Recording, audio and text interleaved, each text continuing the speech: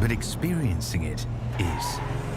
iRacing puts you in the driver's seat with the industry's leading sim racing game.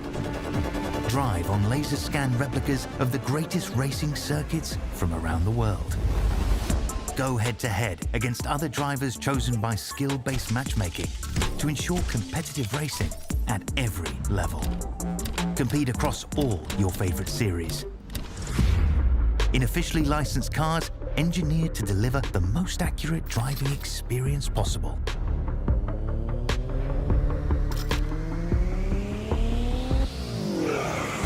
Join a race or host your own with players from across the globe.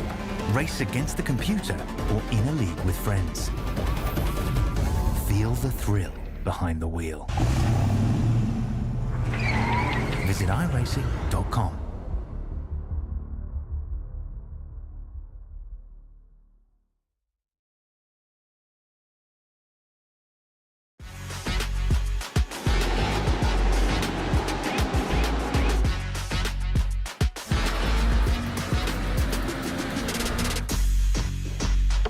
For the upcoming right-hander, brake 30 meters later and ease off the pressure.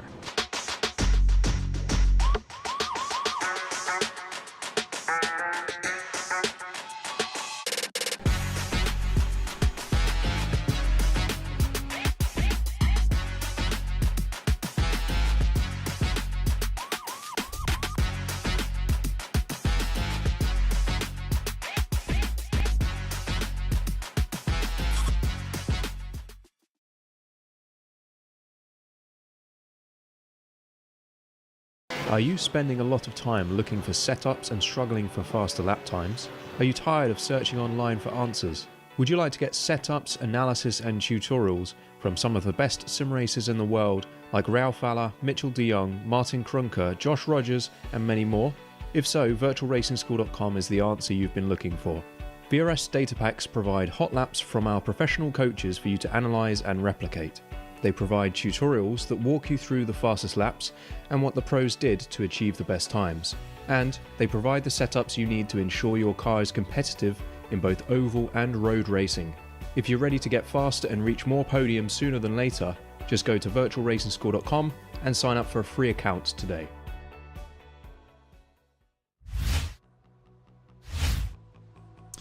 Good evening everyone, and welcome along once again to Evolution Sim Racing tonight ahead of our Split A action of the GT3 Season 8 Championship here in our back-to-back races in the United States. Joining us live from Texas tonight at the world famous Circuit of the Americas. So following on from last week's pretty interesting session around Road America, which saw dry conditions turn to wet before a premature end was brought to the race when the iRacing service decided that they were going to go down on us. So the drivers will be pleased to be back in the dry in the usual format. 2 30-minute sprint races ahead of us tonight, with the top 15 finishing order from race 1 being reversed to set the grid ahead of race number 2. And of course, as we've seen on a number of occasions in the past few races here at ESR, it really does open the door for some different podium sitters and potentially even race winners to get their hands on some pretty strong championship points. So, as always, you join myself, Joseph Glass, alongside Mr. Dara Thacker in the commentary booth to talk you through all the action tonight. And Dara, I say that the drivers will be looking forward to these conditions in the sim, but I would imagine the conditions in some of their sim rooms following the weather in the UK today might be a little bit too warm for some guys. Yeah, it's been a bit of a hot one, hasn't it? But, you know, hottest May Day, or May the 1st, I think, ever in the UK. But it is going to be an interesting race going to the desert. Some of the drivers certainly will feel like they have been to the desert today. But yeah, I'm looking forward to this one. 2 30-minute races means that in comparison to last week, what we should have had last week, it's going to be more of a case of positioning yourself well in the opening race, not taking too many big risks, and allowing yourself to get yourself to a decent enough position for the start of race number 2. Of course, both will score equal points, but you don't really want to be putting yourself out of race 2 before race 1 is even over. So there's always that consideration to take, and this is a tricky circuit to go racing, but a great one at that. It is. It's a circuit that we've been here quite a few times in the past, of course, and I think it's quite suited to these sprint race formats, of course. Some tricky corners that can be quite aggressive on the tyres, but being able to just run for 30 minutes means that these guys can absolutely push the tyres to the limit through those 30 minutes. Don't have to worry about those about the grip, and don't have to worry about fuel either, which would mean that we should get some very, very competitive racing. And of course, last week, especially because the drivers knew that that mixed condition was on the horizon, qualifying was probably even more important than it will be tonight. Having said that, still important to qualify high, but at least these guys know that there's plenty of places on offer to try and get themselves into that top 15 before the second race. Yeah, and that's the critical fact. We've seen it a couple of times so far this season, really, where those battles towards the back end of the top 15 have been more harshly fought than the battles inside the top 10, because even though there's not as many points up for grabs, the potential for the start of race 2 is what the drivers are racing for, and particularly if you're in that pro class rather than the elite class, there's such a great opportunity by starting at the front of the grid or towards the front of the grid race number 2, and we've seen a couple of drivers in that pro class really being able to capitalize and getting a almost a double win, double podium finish on an evening where we have these 2 30-minute races. So it's a great chance for them, but they know that by now, that they've got used to it. It's just about delivering and qualifying to get themselves into a good position for that, and then of course keeping a steady head through the opening lap here at COTA, which it can be difficult to do so with a lot of tight corners and heavy braking zones, which drivers feel like they can send out the inside of. Absolutely right. And while you were saying that there, Dara, I had flashbacks to this time, well, not this time last season, but last season in Split B at COTA. Do you recall we were following on a battle? I believe it was Danny Weir. I don't remember who else was alongside him, but he finished a fraction behind P15 or P18 it would have been last season to get himself on that pole position, and that is the margins that these guys are working with. When you've raced for 30 minutes, you come so close, and as we've said for Danny, last season it was a matter of tenths was the difference between starting in P19 and P1, so fingers crossed no one has that misfortune this tonight, I'd say, but it certainly would be entertaining if that was the case. So the drivers have just a few minutes left of this open practice session before we get underway with our closed qualifying session, of course, the usual format, 15 minutes and 4 laps available to qualify for our drivers tonight. And it's a little bit of a smaller grid tonight. We've got 36 of the 60 drivers, so just over 50% of the championship with us tonight, which again is pretty normal as the season goes on, but a good mix, thankfully. In fact, we have near a 50-50 split between the elite and the pro division drivers, which is good news for some competitive racing. So before we get to trackside then, let's cover all of the formalities as we always do. So a big thank you to our 4 sponsors, the Cameo team providing the trophies for this championship, the GP2 group for providing their support on every one of our series to date here at Evolution Sim Racing, and then to our 2 new headline title sponsors, VRS and Trophy AI, providing you with all the information that you need to improve your sim racing using AI, track guides, hot laps, hardware, the works. So you can find all those guys' information on the Discord server, and of course you can just search them and you'll definitely come across all of their stuff. So a quick look at the calendar then. As we've said, at COTA this evening, the second of our doubleheader in the US, the third US circuit that we've arrived to, and we'll be sticking with that next week as well at Road Atlanta. And already, Dara, after the next couple of hours worth of racing, we will be at the halfway point in the season already. And again, we say it all the time, but that really has snuck up behind us, and it's fast approaching. Championship really starting to take shape, and when we review those championship standings, it's getting pretty tasty at the front of our elite division. So we'll cover that in just a moment. And then a quick look, of course, at the trophies on offer provided by the Cameo team. Of course, they'll go to all of the top drivers in each of our 4 divisions, and then there's plenty on offer for all of the drivers that finish inside the top 3 of the team's standings. So over 24 to be precise, 24 trophies to be won, of course. So the drivers will be competing for those and for the bragging rights for the next 5 or 6 weeks of this championship. So then let's take a look at the standings, of course, starting first with the elite class standings. And after a great finish, a great drive in those mixed conditions last week for Mr. Tjek Plug, the Corvette leads the championship. Not what Luke Lucchese will want to see, of course. We saw him have that spin as the rain came. I believe it was the first lap of rain. I can't remember which compound of tyre he was on, but he went off at turn 5, wasn't able to recover, may have had a better run in had we had that extra 15 minutes worth of racing. But alas, we didn't get it, and that drops Luke Lucchese off of the top spot. He'll have to settle for P2, only 7 points between the two of them at the moment. It'll be very interesting to see how close those two drivers start when we get underway for race 1. Let's keep our eyes on those two during the qualifying session. Tristan Obriga has closed the gap as well from his P2 finish, of course, double points in that 1 hour race, so it really has tightened up those gaps for the top 3.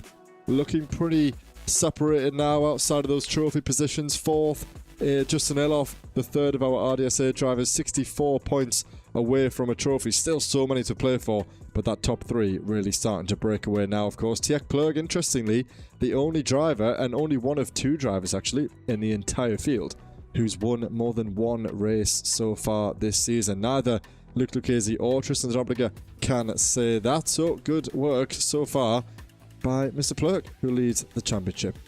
William Humphrey still inside the top 5, chasing down Justin ahead. He's well within the reaches of that. Ignas Vinchizevskis is there as well, however, not with us tonight.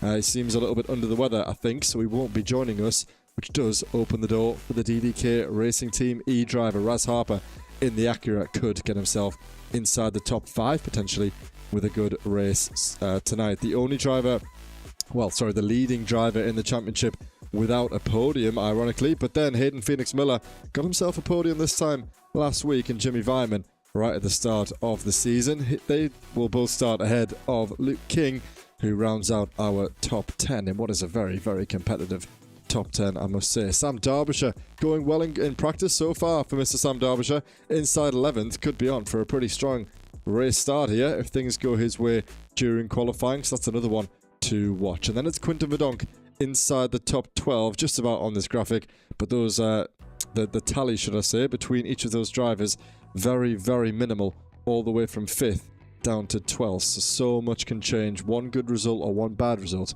can really have quite an impact on the championship.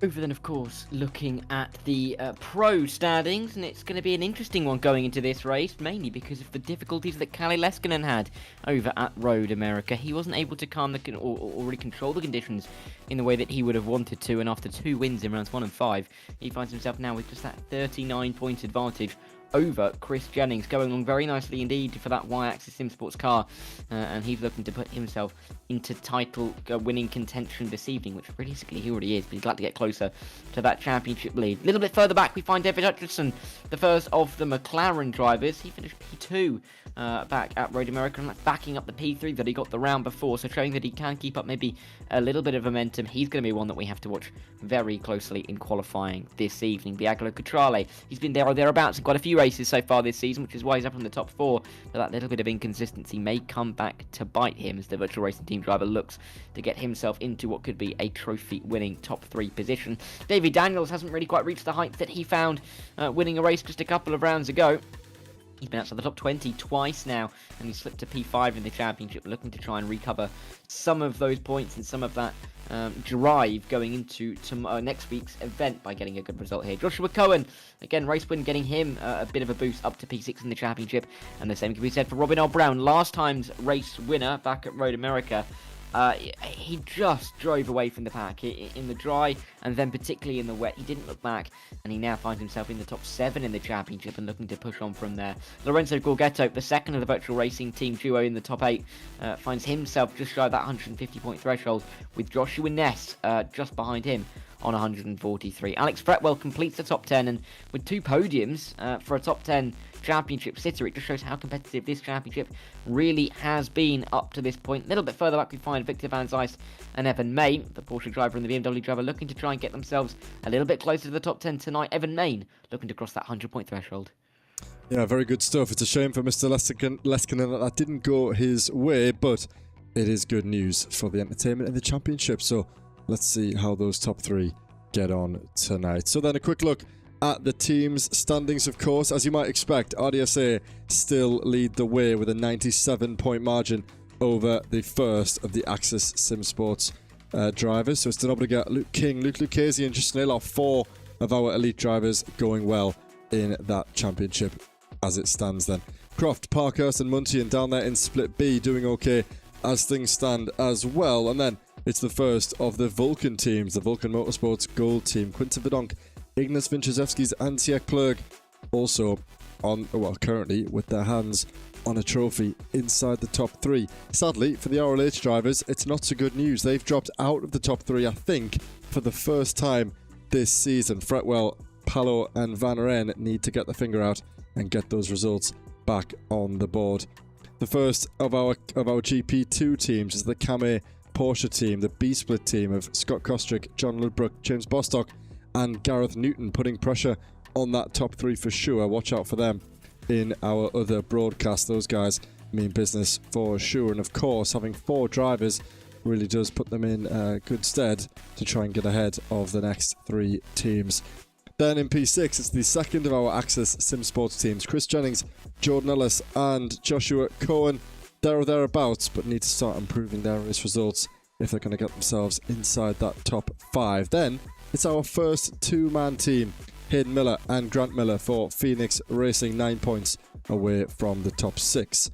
The third and final of the Access Sim Sports teams next. Thomas Pugh, Joshua Ness and David Hutchison. They're just inside that 400-point mark. They'll be looking to improve on that this evening.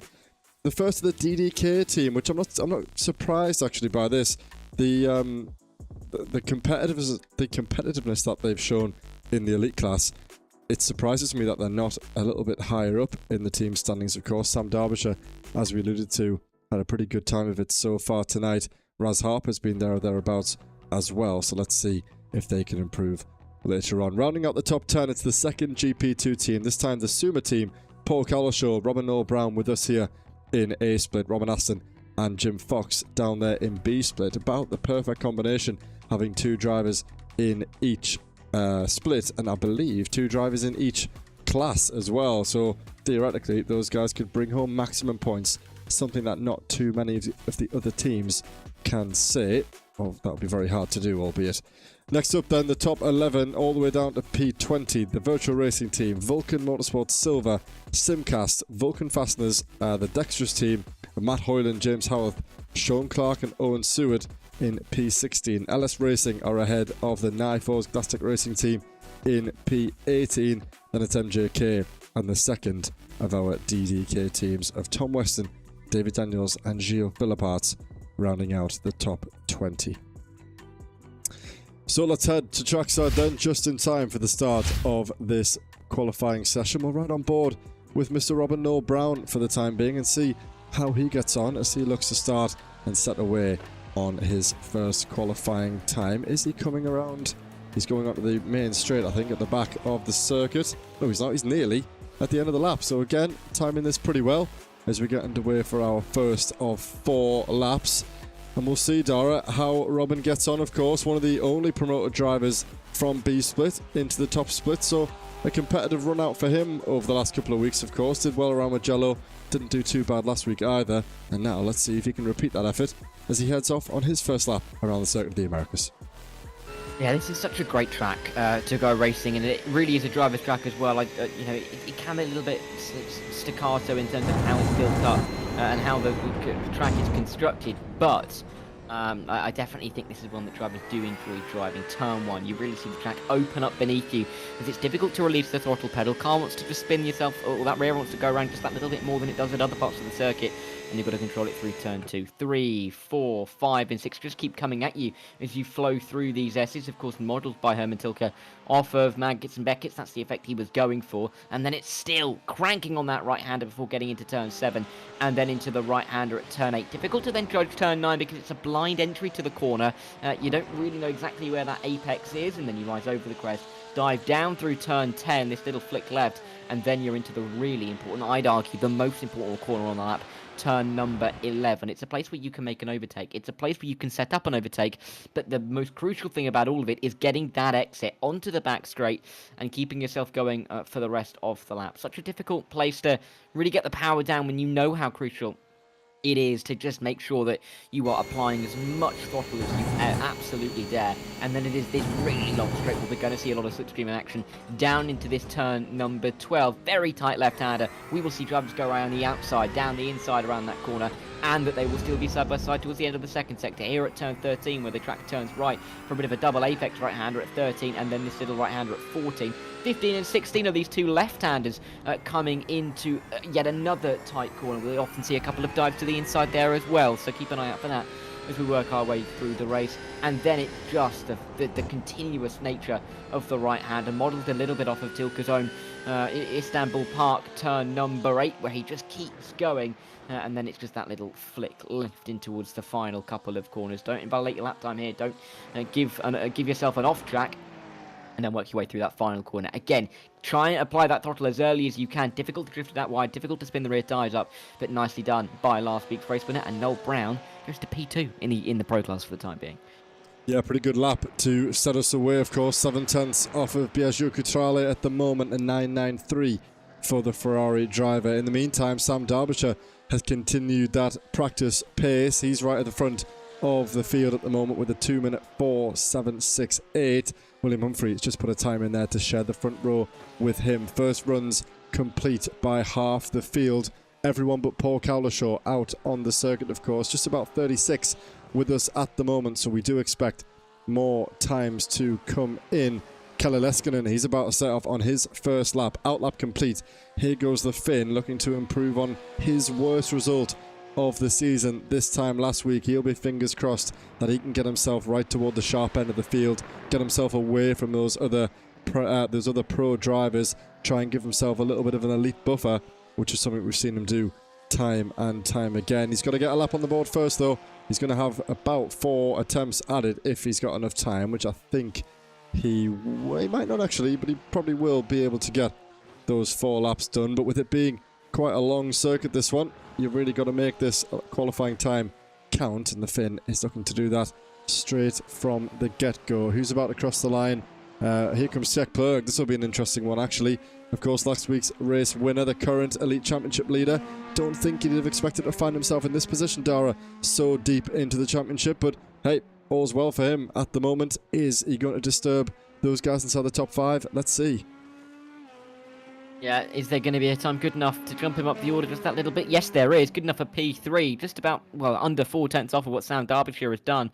But the second of the Corvettes puts itself right towards the front of the field. William Humphrey sticking it in the middle. He's getting better and better with every passing week in this GT3 car. At the moment on for a P2, albeit we have yet to see quite a few important lap times, particularly in that elite class, from drivers that we'd expect to see. Noel Brown, though, has gone quickest in the Pro Class, 2:05.8.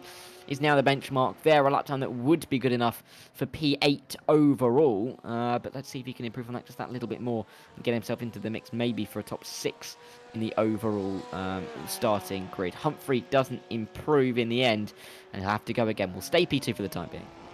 Luke Lucchese next to head around through the third sector then. At the moment, hasn't set a lap time. This will be his second run complete, so an invalid attempt in his first. He's really got to get things in order now. Pressure on. He lost that championship lead again for the first time this season, but I'm sure Luke, well, he's been and done it all before. Quinton Verdonk steps himself into the top 6/10 away from our pole man Sam Derbyshire, yet to be beaten at the moment. It's all eyes on Lucchese. He's about the only driver who will be able to do that. Tjek Plurg did reset back to the pit lane. He is back out on track to continue, but he will only get one more stab at it, I believe. This second outlap will count for his third lap, if my memory serves me correctly, as Lucchese crosses the line. Is this one going to be valid? It is exactly half a second away from Sam Derbyshire. Not the lap that Lucchese would have hoped for, but he's still got 2 more to go to try and find an improvement. Yeah, let's see if there is any chance for him to pop it up the order just that little bit more. Even if it's just a few more spots, that could give you the little extra bit of safety to not necessarily attack the opening race, but to feel like you're more confident going forward, because you're not risking so much in the early stages. Victor van Zeist is about to cross the line in that number 88 car, goes up into the top 10 in class. Good for him. A driver looking to get into the top 10 in the championship in class tonight. Raz Harper looked to improve. Nothing there for him. Sam Derbyshire's gone on a slow lap. He will go again. Same for Miles Owen. As I think a lot of drivers are trying to get themselves ready for their final laps in this qualifying session. Hayden Miller has put in one of his final laps, and it's not improved his position, but it's good enough to stay in the top 10. It is interesting, isn't it, to see how a couple of drivers are able to find a little bit of time and how many are just seemingly waiting, setting up the car for that final lap that they're available to have. Yeah, it's a very good point. William Humphrey, purple in the first sector. Doesn't look like it's going to improve in any of the others. No, he hasn't. That might not be enough. In fact, it won't be enough to take pole position. He might bring that time down slightly. Let's see how those other 3 sectors were. Again, not an improvement for William. He will set off, as you say, Dara, on his final lap now. Tech Plug the same. Sam Derbyshire the same as well. Bjorn Claessens inside the top 6. The leading Mustang, one of only 2 Mustangs in the field. He comes around the final corner. Looked like a very late turn in there by I'm not sure what his nationality is there. I was about to say, is it the Dutchman? Not quite sure. Bjorn Claessens crosses the line. Can he get into that top 5? No improvements there either. We saw this a little bit last week, Dara. Drivers setting pretty quick lap times on those fresh tyres, but even once they all come up to temperature, there weren't too many improvements at the end of the qualifying session last week, and I hope it's not going to be the same case again here. Yeah, hopefully so. It's never really nice when things start to go awry, is it? But it's all about how you're able to almost reset from that, come back in a different way, and try and pick up some points elsewhere in the championship. And especially when you get into the middle phase, as we will be after the championship by the end of tonight, it's almost that mentality of picking up points where it matters now, trying to judge who you're racing, rather than just trying to race the entirety of the field, because that can be a dangerous thing to deal with, realistically. So there's always that to try and think of about improvements coming in, by the way. Quite a lot of them. Fretwell, Jennings, Daniel Handover in the elite class with Jennings, and Fretwell in the pro class jumping into the top 5 here. Jules Philippots goes to the top 6. There's clearly a little bit of time to find for drivers here. This session definitely isn't over yet. Yeah, lots and lots of times coming in. Malcolm Coates, he was on a good lap as well. Good enough to get him inside the top 10 in his class. Tristan de Nobrega is about to cross the line. Has he improved? That's his first lap time. Cutting it fine there is the South African driver. Only 12th, which is not what we're used to seeing from Tristan at all. He will go again. It will be his last opportunity. It's now or never if Tristan wants to support his teammates there at the front of the order. Luke King demotes his teammate Luke Lucchese outside of the top 5. That's not something that we see too often. That is him done. Luke will still have, I think he's going to have enough time to do this lap and then one more. He does have it in the bank. It all just comes down to whether he can cross the line before the clock strikes 0. I think he should be okay. Kaladeskinen going to pretty much nailed on for pole. Goes even faster, as if it wasn't said and done already. He makes sure that he's got that pole locked in, gets him inside the top 9 in the field as well, but only 2 drivers, Luke van Gortel and Justin Eloff, will separate him from Robin Noel Brown. Biagio Cutrale here, coming around the final corner. He is not improving on this lap, so he probably won't be able to disturb Robin Noel Brown from that P2 position. Alex Fretwell is about the only driver who can have something to say about that, and he has improved in his second of 4 sectors. Here he comes now then out of turns 18, about to heading through 19. Can he get himself on the front row of the grid? Fretwell about the only driver in the pro class who can do that. Yeah, let's see if there is any chance that he can get himself to the front row. It's a few tenths that he has to find, but he will have the chance, I believe. Close. Starting the lap time with about 2 minutes 5 to go in the session. It's a 2 minute 5 laps, so this could be interesting. Tristan de Nobrega as well looks like he could be improving, but not through the opening couple of sectors. Only a bit of improvement in sector number 3. He's a long way down, isn't he, in comparison to a lot of drivers that he would be racing for the championship. Needs this lap time to come together, and it just hasn't for him. He's going to start P13, and that's P13 in class, which means that that's about a 2 minute 4.9. 2 minute 5.9, which would only be good enough for, I think it's going to be P15 on the grid here, so that's not where he needs to be, right on the cusp. Yeah, not really where he wants to be at all. Not sure if that was just a bad run. Perhaps he hasn't had the usual practice that he usually does, but the team's championship now, I mean, it's not under much pressure, of course, at the moment, but the support that the likes of Luke King and Luke Lucchese could do with having at the front of the field, Tristan not there with them at the moment. Let's see how he gets on in the early few laps as we cross the line. Alex Fretwell, the last driver on the circuit, he's got 50 seconds. It's going to be close. Is he improving? That's the question. I don't see anything on the timing sheet to suggest that he is. He was a fraction, he was 100th faster than Biagio Cutrale in the first sector. He was slower than him in the second. He was quicker in the third. Let's see what happens as he enters into the final sector. He's going to need a bit of a Hail Mary sector here if he's to improve at all. I don't think Alex will mind too much starting inside the top 4. Interestingly though, he has Biagio Cutrale 2 positions ahead. That's him done. There you go.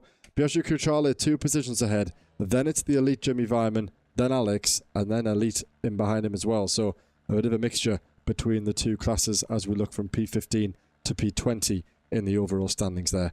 That will bring us to the end of this session. Advantage Sam Derbyshire, that must be his first pole position of the season. And Kalle Leskinen doing what he does best, leading the way in the pro class. Yeah, great to see for both of them to get the times on the board and to have a 3/10 advantage, or just about 2.5 tenths for Sam Derbyshire is a fantastic position for him to find himself in. As we move into that little warm-up session for drivers to get themselves ready. Oh, we're not even going to that. Of course we're not, Joe. I'm getting ahead of myself. We're going straight to the grid. This is going to be a really important race, particularly off the start. We've talked about how tricky it can be in the opening lap on some of these much wider entries, and just making sure that you can get through cleanly is the start. It sounds like it's, you know, the obvious thing to say, but it really is critical here at COTA. And when we've got a reverse grid to think about as well, and wherever you finish, if you're out to the top 15, wherever you finish being where you start, it's critical. It's absolutely critical to find yourself in a safe position come the end of the opening lap. It does. So we've got, we have 18 drivers in the pro class. We have 19 drivers in the elite class, so it'll be a great scrap. What you don't like to see, oftentimes like we saw before when we had those 3 splits, 3 grids, 3 classes, sorry, let me get my words out, you ended up having, you know, only 6, 7, 8, 9 drivers in one class, and then it just becomes not the most competitive session. It's good to see a slightly smaller field, which will hopefully mean that we have a few less incidents to deal with, but also a chance for these guys to go racing and not be left behind. When you start in the field in P60, let's say, Dara, the pole man is so far in front of you that you feel like you're in a different race, whereas for these guys at the moment, they can all see them ahead. They'll feel like they're in for a good ride. A little bit of a blimp by Sam Derbyshire at the front, but I think he's okay. And as the pace car gets us underway, let's run through the grid for this opening round here, for round 5 of this Season 8 Championship. Sam Derbyshire starts at the front for what I think is his first time. He will share the front row of the grid alongside William Humphrey, nearly 3/10 of a second, the difference from his 2-minute 4.768. And from memory again, I think that was only his first or his second run, not too many times improving at the front toward the end of that qualifying session. The privateer no more, Daniel Handover, has just submitted a new team name, Brabham Motorsport, so it's great to have Brabham on our grid ahead of Tech Plug for the Vulcan Motorsports Gold team. Of course, our elite championship leader on the second row of the grid. Eyes out for him. Will he be bold or will he be cautious about trying to score maximum points in this first race? We'll have to wait and see. The third row, the Luke row, it's Luke King ahead of Luke Lucchese, the 2 South African RDSA esports drivers, out of sorts a little bit by Lucchese.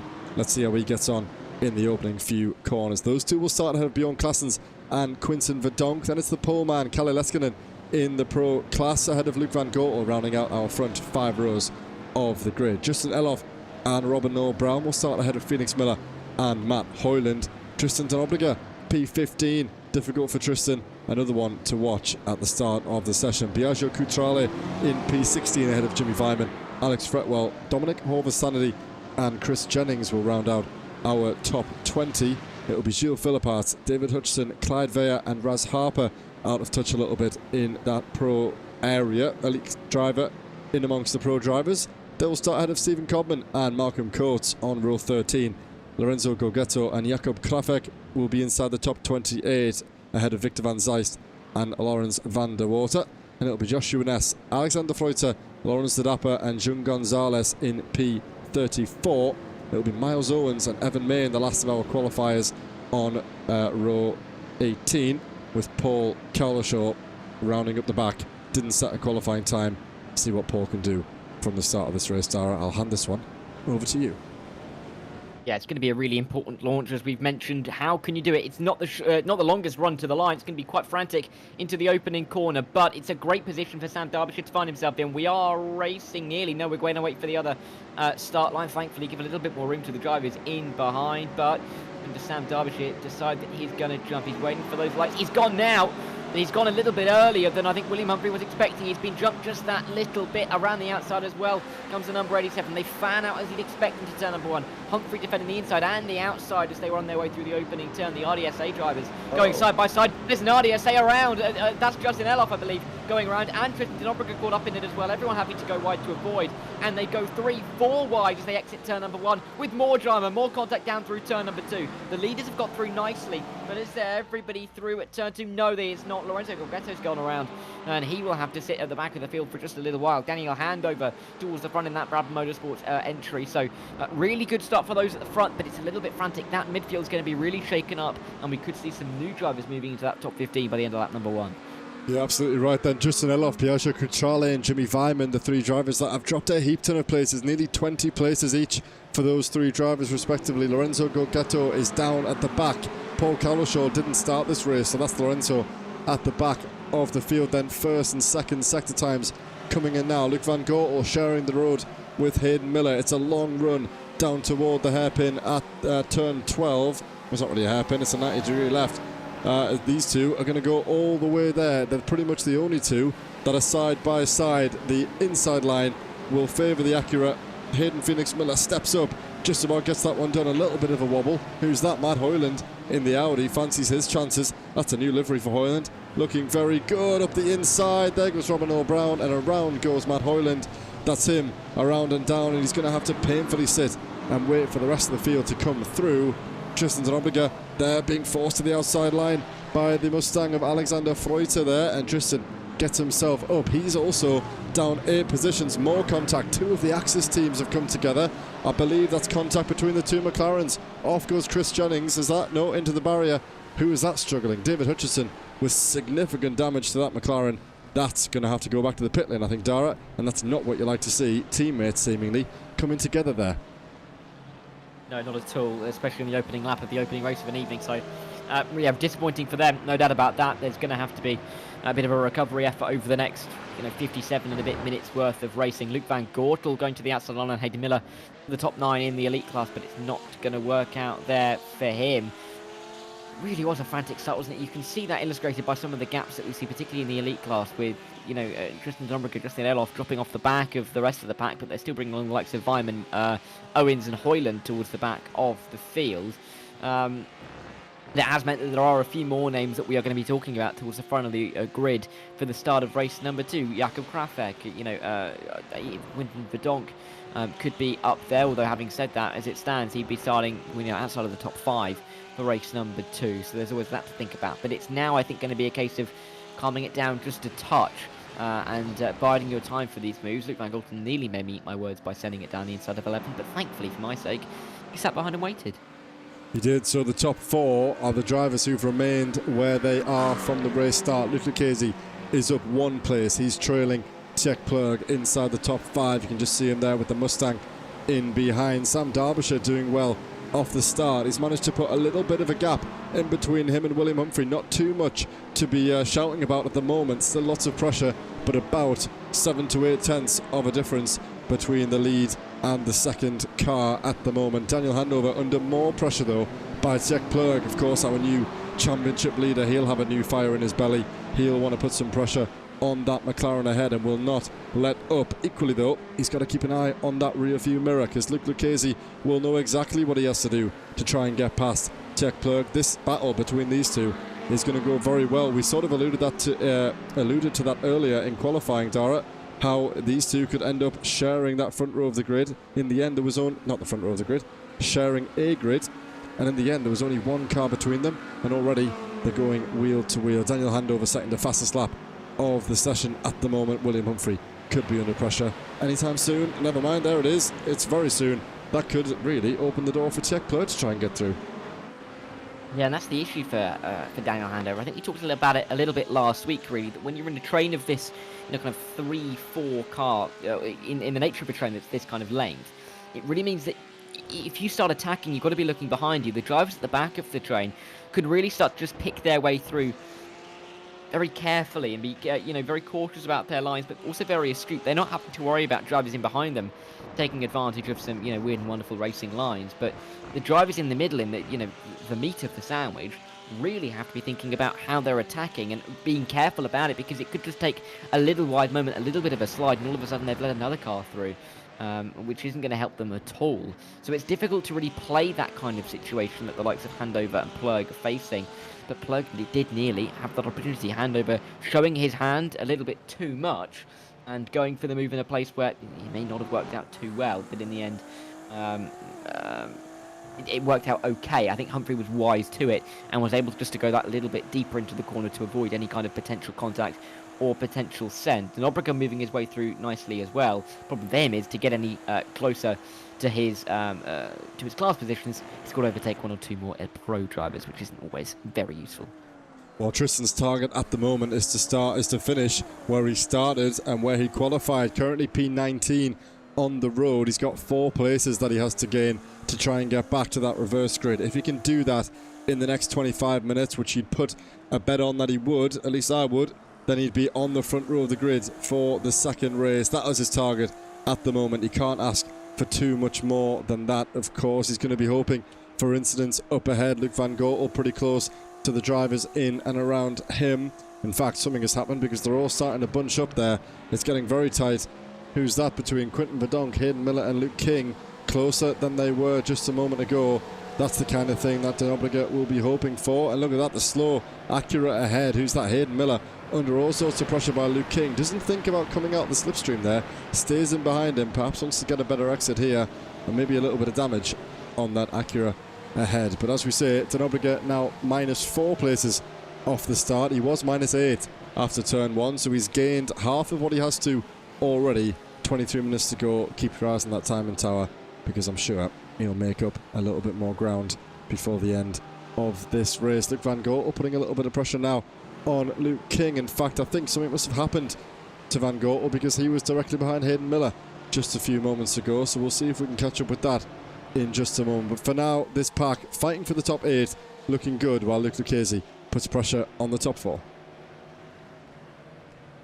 Yeah, this is going to be a good chance for Lucchese to get himself into a more handy position for him in terms of that points standings after the disappointment coming off the back of last week. But he has still got to pick a way through on Plug. Van Goortel has got to be careful, because King looks like he's lining up a move on Hayden Miller. There will be a chance for Luke van Goortel to have a bit of a go. If King doesn't indeed decide to go for the move, he thinks about it, doesn't necessarily send it into the corner, and Luke King trying to find a way through, but he's not going to be rash about it in the way that he may be a little bit more so in race number 2, not thinking about a reverse grid at that point. But as it stands, these guys are in a fantastic position to be racing for, a reverse top 5 place here, and the points possibilities that will come with that as well. So they're not going to be willing to throw anything away too quickly, and I think that's why we're seeing the likes of Van Goortel and King just being happy just to sit in the train for the time being. It seems counterproductive for people who maybe haven't watched too much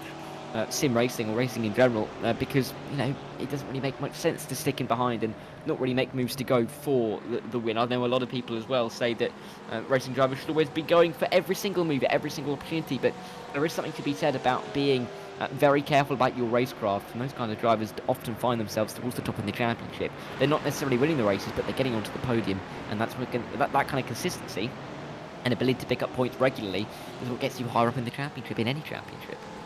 Absolutely right. Let's take another look at what happened at the start of the race then. Disastrous for the 3 Axis drivers involved, 2 of them in, I believe, the X-Axis team, 1 of them in the Y. Oh, and he's just met there. That's Chris Jennings who's gone around in this first incident, and then his teammate just met him as he came back onto the circuit. Was it a spin? It's an easy thing to do. Was he helped around? Yes, he was helped around.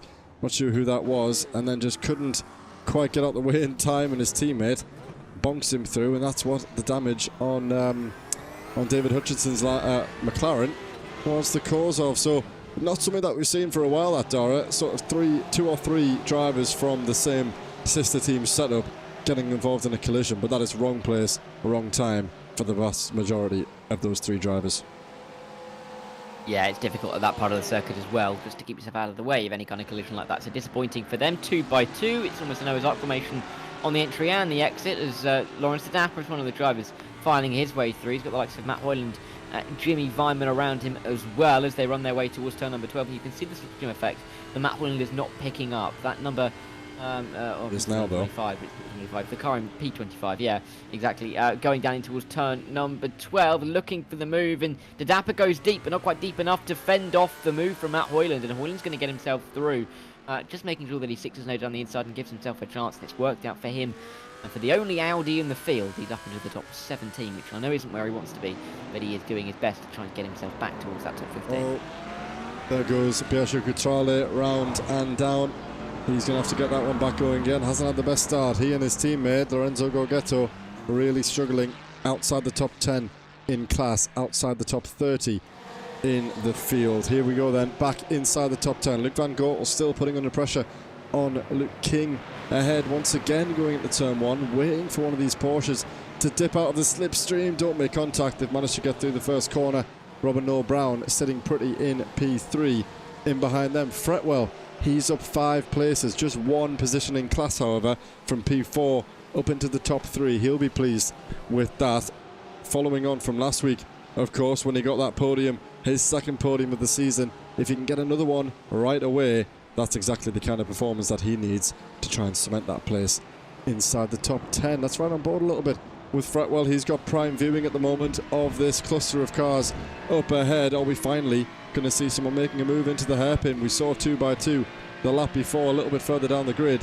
It doesn't look like anyone's going to be close enough to make that happen on this occasion, but Fretwell can really pick his marks here, try and get a good exit and capitalise from the slipstream all the way down this long straight. 12 minutes gone, 18 to go here, Dara. Things starting to look okay, but not so good for our leader, because he's under a little bit of pressure from William Humphrey, who's gapping now nearly 2 seconds clear of the Brabham Motorsports driver. Daniel Handover in behind, the top 2 looking a little bit set, and we'll see how long it takes Humphrey to mount a move, to mount a challenge at least on the race leader.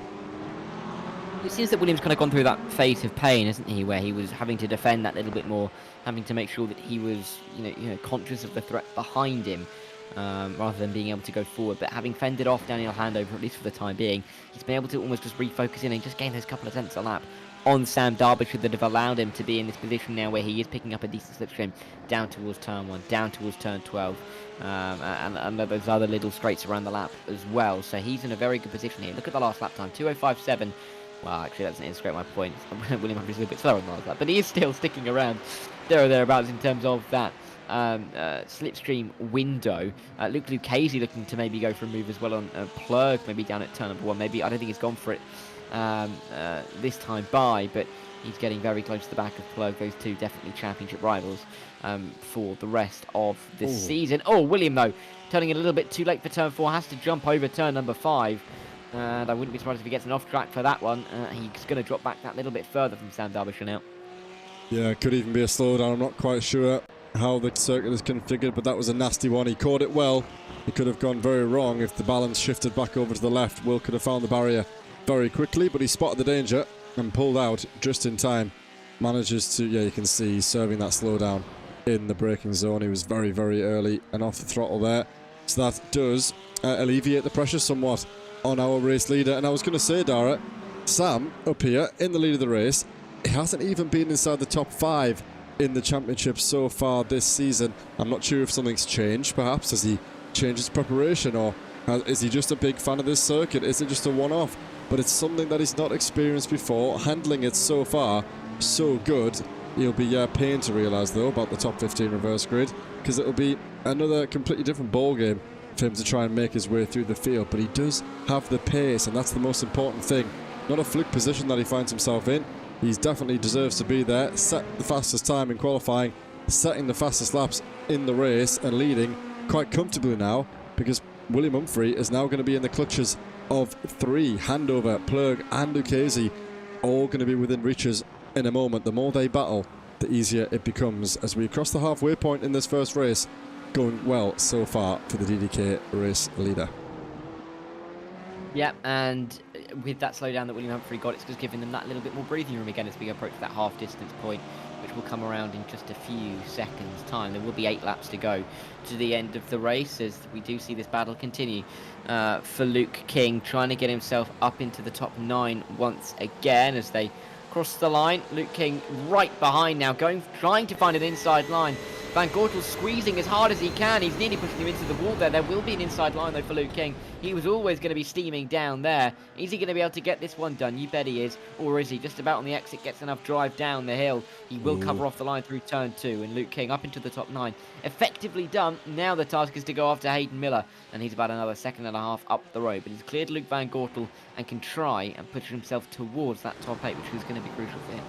Yeah, so many times when this battle's going to continue, I will flash up the move that was made by Luke Van Gortel on Luke King in the final sector, because I think it could be a nice one through that long preceding right-hander through 16, 17 and 18, but also very deft there by Luke King to get himself up the inside, had no fear as he was driven toward that pit wall, and then nicely shut off the front end of Luke Van Gortel in behind as they entered into that snake section through turn 3 and 4, just to say, no, you've got the overspeed on me, but I'm going to close the door to make sure that I hold you off, and for the time being it's good enough to hold on to that position. However, that Porsche in behind does have the slipstream. Is it going to get aggressive? There it is, the defence immediately over to the left hand side quite aggressively by the RDSA driver, holding his ground, saying, well, you're going to have to go the long way round if you want to make it happen. Both of them stay on the track. Great racing. Inside line now favours Luke Van Gortel, who puts his nose in front, temporarily takes the lead. They do make contact, nothing given. Robin Noel Brown and Alex Fretwell. Robin's got to be careful here because he can't just sit as a passenger, and he hasn't been careful. He didn't sit as a passenger, and that's going to hand Alex Fretwell the position into the top 3, or is it? Yes, it is. Robin Noel Brown couldn't get going again. An exchange of position inside the top 3. I'm afraid to say, Dara, you could see that one coming as Noel Brown caught up to the back of the elite drivers. He was under pressure. He couldn't let Fretwell through, but he did a little bit too much there. Luke King turned in, and that's cost him a place on the podium. No, yeah, it's not really. Sorry. No, it hasn't. Someone else has gone off.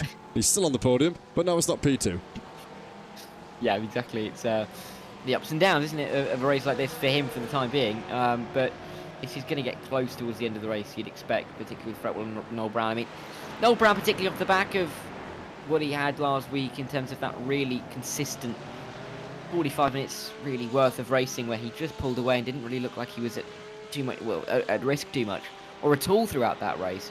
Gets himself into a fantastic spot going in towards this final stretch for the season, and really gives himself the confidence that he needs to try and go after the title in this category. It's been a really good and I think way to show that he's still involved in the championship contention, just to go out and dominate everybody last week. He may not necessarily have that pace that we've seen consistently from the likes of Kalle Leskinen over the course of the season, but there's always that little nugget in drivers' minds now that they have to be worried that Robin could just turn up and obliterate the field once again, as he did. So there's always that concern. He could also get quite a good exit off of turn 11 if he's pretty good, and he is, and he's got a good exit. Fretwell's going to have to be nervous down in towards turn 12. This could be another chance at the move for Robin Noel Brown. Yeah, I think we're going to see an inside line taken up by the Ferrari. He's already posing that way. Of course, the straight does kink to the right slightly before they reach the braking zone, so it can be a little bit sort of off-putting at the best of times. Deep goes Fretwell, but he manages to keep it on the road, forcing Noel Brown the long way around. Can't make that one stick. Once Fretwell's in this position, he's going to be hard to budge, of course. A very experienced racer, been and done it all before. He made a joke in chat earlier, Dara. He did 56 laps last night in the Chaz Draycott Formula 1 series in the Formula Mazda around Long Beach. Now, I don't know about you, but 56 laps in that setup just doesn't sound like an enjoyable Wednesday night, if you ask me. It's not what I would choose to do on a Wednesday night, that's for sure, but I mean, if he had fun, who's the judge, Well, this is true. Yeah, it doesn't sound like the Gress setup. I mean, 56 laps is long enough at Long Beach in any machine, let alone in Formula Mazda. So sending him all the best, hoping that he's recovered from that, because it seems slightly traumatic. And hope that he has been able to forget that kind of horror show. But he might have done very well. I suppose he probably did. Oh, Noel Brown's got a good exit though, off of turn 1. Sorry. Don't worry, he didn't get the good exit. It's okay. We're back. A Lance Stroll moment there. Lance Stroll at Monaco, isn't it? Waiting for the move to happen, then all of a sudden, can't wait to a replay. Oh no. Well, what has happened? We've got to know. Well, there we go. Here's another one. Very close by the McLaren there. Coming steaming through Gilles Philippart. On an elite driver as well. Jakub Krafek, the car ahead. Not what you like to see, but all's well in the end. Now, what I am going to do is I am going to go back and take a look at that one because we've been meaning to do it. This was on lap 7 between the two, Luc van Gotel and Luke King. Around the outside goes Luc van Gotel. We said it was going to be a strong move, and it absolutely is. He's got the superior grip on the outside line there. Tucks it in nicely before they reach the left-hander. What a move that was. Sadly for him, lost pretty quickly after that. But that's the kind of racing that we absolutely love to see by these two drivers. Yeah, really exciting and incredible to see these two having such great battles. And I mean, what a way to just dance it all the way around the outside of the long right-hander, then get it to the inside, cover off the line, get the position done for Luc van Gotel. Really impressive. Just shame that position, well, it wasn't lost, but he had a good battle for quite some time. Justin Aloff has lost quite a lot of positions, and he's decided that the racetrack isn't for him. He's going to go back to pit lane, and that's him done for the race, at least for race number 1. Not good to see for him. Not good for RDSA either. He'll start right at the back of the field. Race 2. Yeah, I was just about to make a comment on Tristan Denobnik then, who is currently in P16, but it's not looking good because Luke King is in the top 15. That'll be a difficult decision for those guys to make. Good news is, though, Tristan is 3 seconds away from his teammate, so it's not like there's any pressure at the moment. Into the pit lane comes Lawrence van der Water. That's not a planned stop, of course. No stops required in this sprint race, so that is drive-through related, potentially incident related if he has some damage that he wants to resolve. Surely he hasn't underfueled the car. That would be a little bit of a strange mistake to make. Is he going to disappear? Quick stop and go. Is that a quick fix potentially, Dara, there in the pit lane, using his fast repair to get back out on the circuit? The car didn't look that damaged though, so he's lost an awful lot of time there for the damage that he seemed to have, or not have, should I say, by the look of his machine there. Yeah, but let's try and form that point in my mind before I start making noises. I think for him at the moment, to get the car fixed could be probably the ideal factor here, but at the same time you're absolutely right. There doesn't really seem to be much gain out of that. There's only 7.5 minutes to go, and then he will start where he finishes, so a little bit of work to do for him. Of course, the car wouldn't be damaged from the start of race number 2 if it was damaged at the end of race number 1, so that wasn't a consideration either. So that's always something that I think he may have been considering about his start for race number 2, but he will be starting a little bit further back. Meanwhile, Luke King fighting with Dominic Horvath-Sandy. If he's looking to try and come around the outside, he's going to have the door slammed in his face, but he looks like he's ready to make moves back towards the top 10 again, and getting through on Dominic is task number 1. Got to get through soon though if he wants to get up towards Raz Harper. He's got 4 seconds and a couple of pro drivers in the way. He wants to get back to the top 10. Well, I'm thinking more, Dara. It could be strategy central here. If Luke King can get past Dominic, can he then sort of slow him up a little bit to allow Tristan to come through and get inside that top 15, of course. At the moment, it's Dominic P14, Luke P15, Tristan P16. Tristan gaining all the while. He's gained a second alone, I believe, on this lap. But if Luke King can get ahead of the Acura, then he could really do a Sergio Perez and try and get him slowed down, hold him up, and allow Tristan to catch up to the back of Dominic and then put pressure on him in the final stages here. Only 6.5 minutes to go. You can see, I think Dominic's aware to that because he's defending the inside line like his life depends on it. He knows how strong a race start he could have if he can stay in this position. Not making it easy for the RDSA 199 at the moment, but if he can get through Luke, then that really does open the door for a very promising race 2 for RDSA. Still relies on Tristan to catch up though, because Luke can only do so much. First, he's got to get through and up into what will be the top 11 in the elite standings. He will. Sorry, I don't know if I cut you off there, Joe. You cut out for me for a second there, but that might just be my connection. So, sorry if I've come through It's on all the right. broadcast. Luke King still looking for that move. You're right.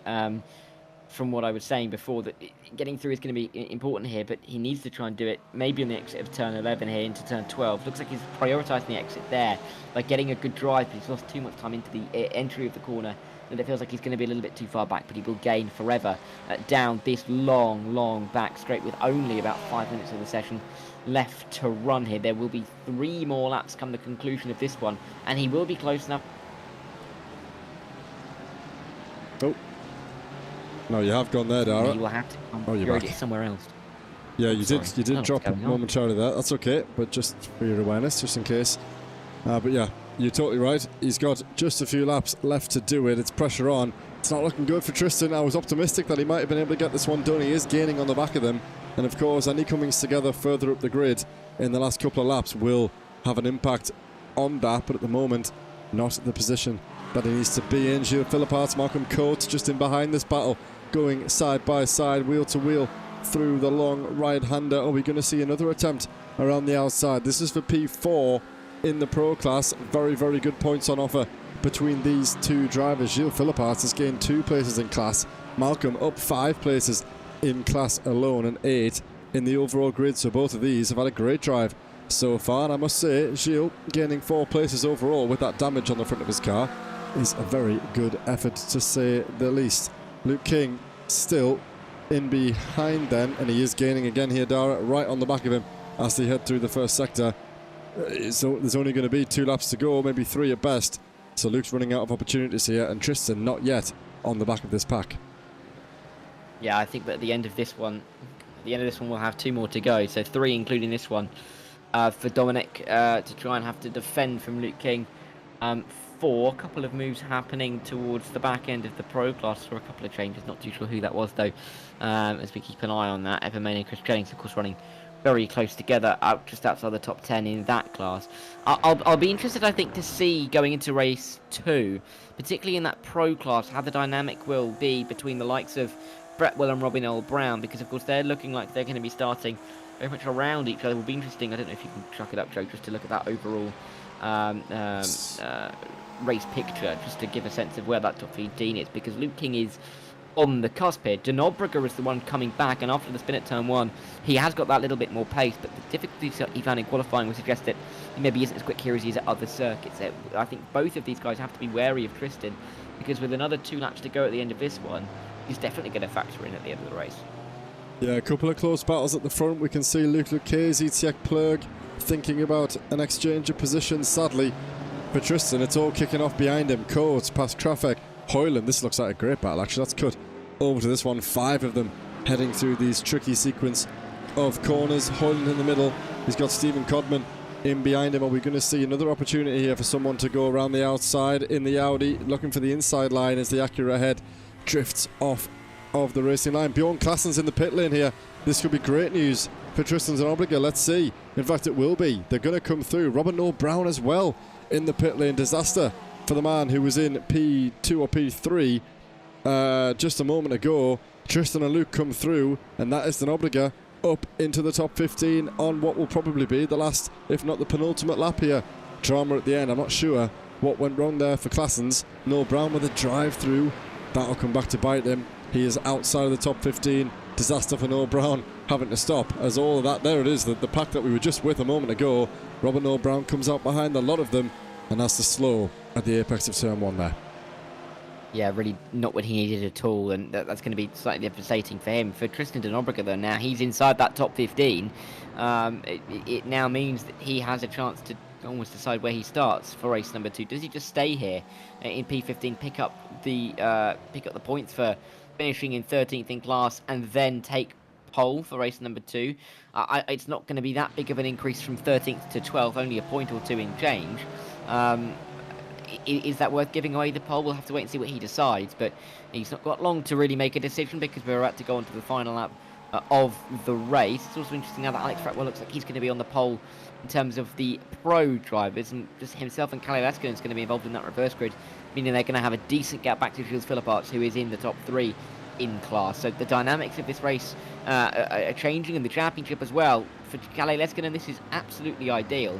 he will win the race and start P2. Sam Derbyshire will win the race and start down in P13. Really does show how important it is for the pro drivers to get themselves into contention early on. I'm not sure if this is just a small piece of contact. I think it is. Luke Lucchese has made contact with the Corvette ahead. I don't think it's enough.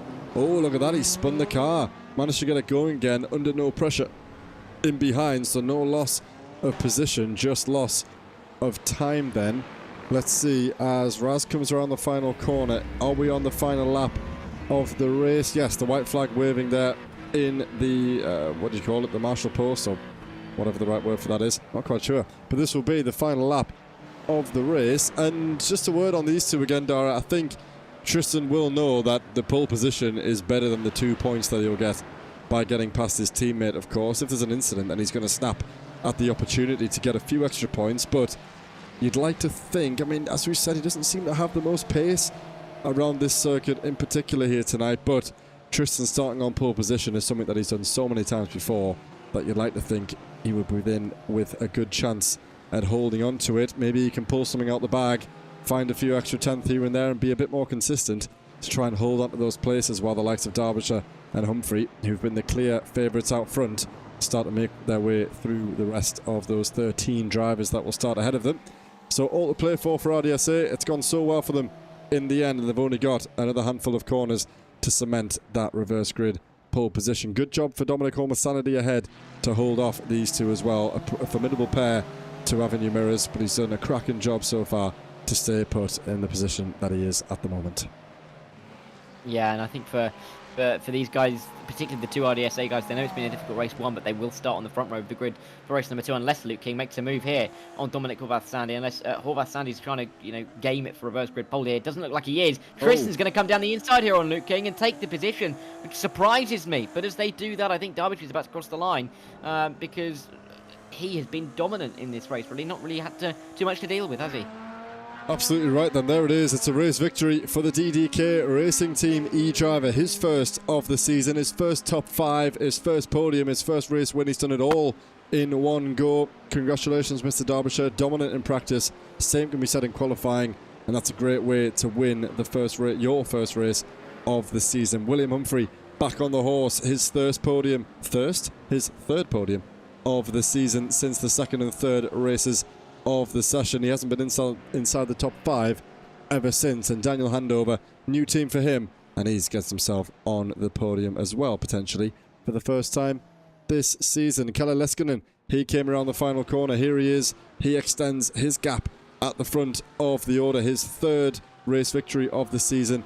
Another couple of P2s. That'll be 5 podiums for him so far. It's been consistent top 4s for the Finnish driver, aside from that P22 last week, which I'm sure he'll quickly forget about, dust himself down and get on with the championship. That's exactly what he's done. Alex Fretwell finished behind him in P2. Gilles Philippart in the end getting on the podium. Great result for Mr. Philippart, of course. That sadly for Robin Noel Brown, having to come to the pit lane, demoted him out the order, and that's promoted a couple of those guys into a few more favourable positions. And that's the end of the first race. The drivers have got 5 minutes to warm themselves up before we get underway for race 2. And in the meantime, we'll soon cover the results from that first race. Yeah, just after Day, Hutchinson and Gonzalez get to the line. It is going to be a really important race too. This grid is not exactly, or the order that we find ourselves in for this grid is not what we've expected to see with the championship standings that we have at the moment. But it does mean that there is chances for drivers who aren't necessarily towards the sharp end to put themselves into that championship conversation going into that mid point of the season. And again, confidence boosts are critical. Robin Brown was feeling that after his win last week. Of course, the pit lane, or the drive-through isn't going to help him. He's still going to be riding a little bit higher, and he's going to have a chance in race 2. Absolutely right then. So let's run through the race results from our opening session here. 30 more to go after this 5-minute break. Sam Derbyshire wins for the first time this season in the Elite Division for the DDK Racing Team. He will finish ahead of the 198 William Humphrey for the Vulcans Fasteners Glasstec Racing Team. Good points on the board for William. Daniel Handover will round out the top 3 on the podium. It's a Corvette, a Porsche and a McLaren sharing the podium inside the top 3. Tjek Plurg, championship leader, extends that margin fractionally lap ahead of Luke Lucchese. Not quite the result I think anyone would have predicted those guys to finish just inside the top 5, but good news for Tjecht is that he has held off the South African driver in P4, Luke Lucchese in 5th. Quinton Verdonk and Hayden Miller, pretty quiet races for the pair of them. Hayden withstood that early pressure from Luke van Gortel and Luke King early in the race to see out his P7. Luke van Gortel was in the mix and got up and made a few nice overtakes that we highlighted earlier on. Those have helped him find his way inside the top 8. It was Bjorn Claessens who came into the pit lane right towards the end of the race. That cost him a few positions in the end, but top 9 still not so bad for the Vulcan Motorsports silver driver, our lead Mustang. Raz Harper inside the top 10 then. He will finish ahead of Dominic Horvath-Sanity. Then it's Luke King and Tristan Denobriga. We highlighted those three more than enough at the end of the race there. And it was good because they managed to get themselves exactly where they needed to be. And we missed what happened there at the end, Dara, because Luke King has taken that position back from Denobriga. I'm not sure if that was handed over or if he's made a move, but that would have come right toward the end of the lap in the final couple of sectors there. So intriguing between those two RDSA drivers, then that would probably put Tristan back on pole position. Let's wait and see. Matt Hoyland inside the top 15, our only Audi in the field, finishes ahead of Jakob Krafek in P15. Jimmy Vyman and Miles Owens will be the last of our point scorers. Justin Eloff, the only driver who did not finish the race, not the best result for him and the RDSA team. Paul Cowlishaw didn't qualify, didn't start the race, and did not finish either. Over then in the pro standings, or the pro results after that race, it was Kalle Leskinen who won yet again. The Finn doing what he does best, as it seems so far this season, getting yet another good championship result. 10 seconds he had in hand, back to Alex Fretwell, who was kind of lonely in P2, and he had 10 seconds himself. Back to Gilles Philipparts, who was P3 in class, but will start outside of the top 15 for race number 2. Malcolm Coates, the first of the Americans actually the only American in his home race, will have finished 4th, just ahead of Stephen Codman and Robin L. Brown after his drive-through penalty. Still were good enough for P6, less than a second off of the top 4. Alexander Feuchter, Victor Van Zijs, Joshua Ness and Lorenzo Corgetto, after difficulties for the virtual racing team Battalion, finished inside the top 10. Lawrence van der Voorten and Chris Jennings were just ahead of Biagio Cutrale, who was 13th in the other of the virtual racing team cars. They were joined by Lawrence Dapra in being just under a minute off of the race lead. David Hutchison was 15th. Evan Main and Jun Gonzalez finished the race in 16th and in 17th. And Clyde Veyer was a full lap down. He will not be picking up any points from finishing in P8. Oh no, he won't be picking up any points at all. Yes, he will, because it goes down to 20th, doesn't it? Having a moment of it going down to 15th. But no, he will get points. A couple of them, but still points on the board, and that'll be pleasing to him, I'm very sure. Yeah, not too many actually, Dara. I think 3 on offer for Clyde. In fact, someone came in before and said he's having PC issues, but no PC crash. So he obviously did manage to get himself back in the race, hence finishing only 1 lap down. So good news up and down the grid. Everyone apart from 2 drivers scoring points, which is absolutely what you like to see. Something that we haven't seen actually this season because of how competitive the field has been. One of the first times on a consistent basis where we've had drivers finishing the race in a scoring position but outside of the scoring places, and therefore not bringing home any points, which is a killer. Something that we've not seen too much at Evolution Sim Racing in the past, but now with the competitiveness of our championships, it's something that we have now. So that's good to see. 30 seconds to go then in the end of this warm-up session. We've got Luke Lucchese heading around for some warm-up laps, of course. Got himself inside the top 5. Wasn't quite in there during qualifying, but is he going to be able to make his way through the field? I think, knowing that some of these championship leaders, Dara, the likes of Denobriga, the likes of Lucchese, have been somewhat off the pace tonight, I think it'll be a different context in this second race because we're not going to see those guys setting blistering lap times like we're used to. We'll be eyes on the likes of Derbyshire and Humphrey instead to see how their racecraft goes now. We've seen the race pace in good stead, but now how's the racecraft to make their way through the rest of the 13 cars ahead of them, like we said earlier? Yeah, and I think it's a good point to make, although Tristan Denobriga knows how to lead a race in the front, and to be given the position that he will find himself in is going to be critical. If he can get away and build up that 1.5-2 second advantage in the opening lap or two, we might be able to see him start to pull away that little bit more.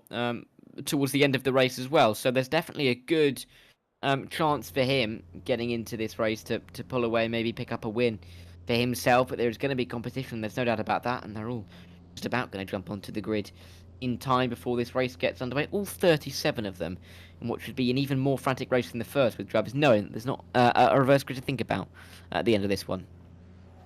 Absolutely right, Dara. I'll let you run through this grid and take the race start. Lovely. Well, it's going to be Tristan de Nobrega with his teammate Luke King on the front row of the grid. Two South Africans looking to try and pull themselves to the end of the race in the same position.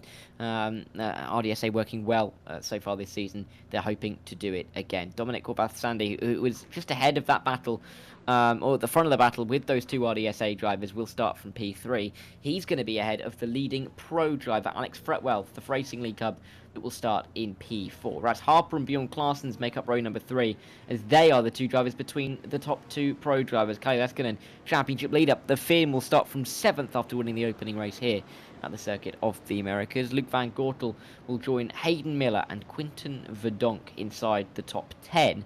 Verdonk, let's see if he can move forward in the same way they did it off the race start of race number 1. Lucchese and Plurg, who of course are looking like they're going to be fighting for the championship, are starting on row number 6 together, with the final drivers part of the reverse grid rounded out by Daniel Handover, William Humphrey and Sam Derbyshire. Jules Philippart will join Derbyshire on row number 8. Matt Hoyland and Jacob Krafek, two elite drivers, making up row 9, with two pro drivers in the form of Malcolm Coates, the American, the home hero, in P19. Robin L. Brown and Jimmy Vyman are 21st and 22nd. We'll see where they can go from row 11 of the grid, with Alexander Feuchter and Victor Van Zeist for Racing Republic and MJK on row 12. Miles Owen makes up the top 25 with Joshua Van Ness, Lorenzo Gorgetto and Lawrence van der Vorta on row 14, with Chris Gellings and Biagio Cutrale, the Italian, second of the two VRT drivers, inside the top 30. The grid will be rounded out in the final few rows with the likes of Lawrence De Dapper, David Hutchinson, Evan Main and Jun Gonzalez, Clyde Veyer, and then Justin Eloff and Paul Cowlishaw, the two elite drivers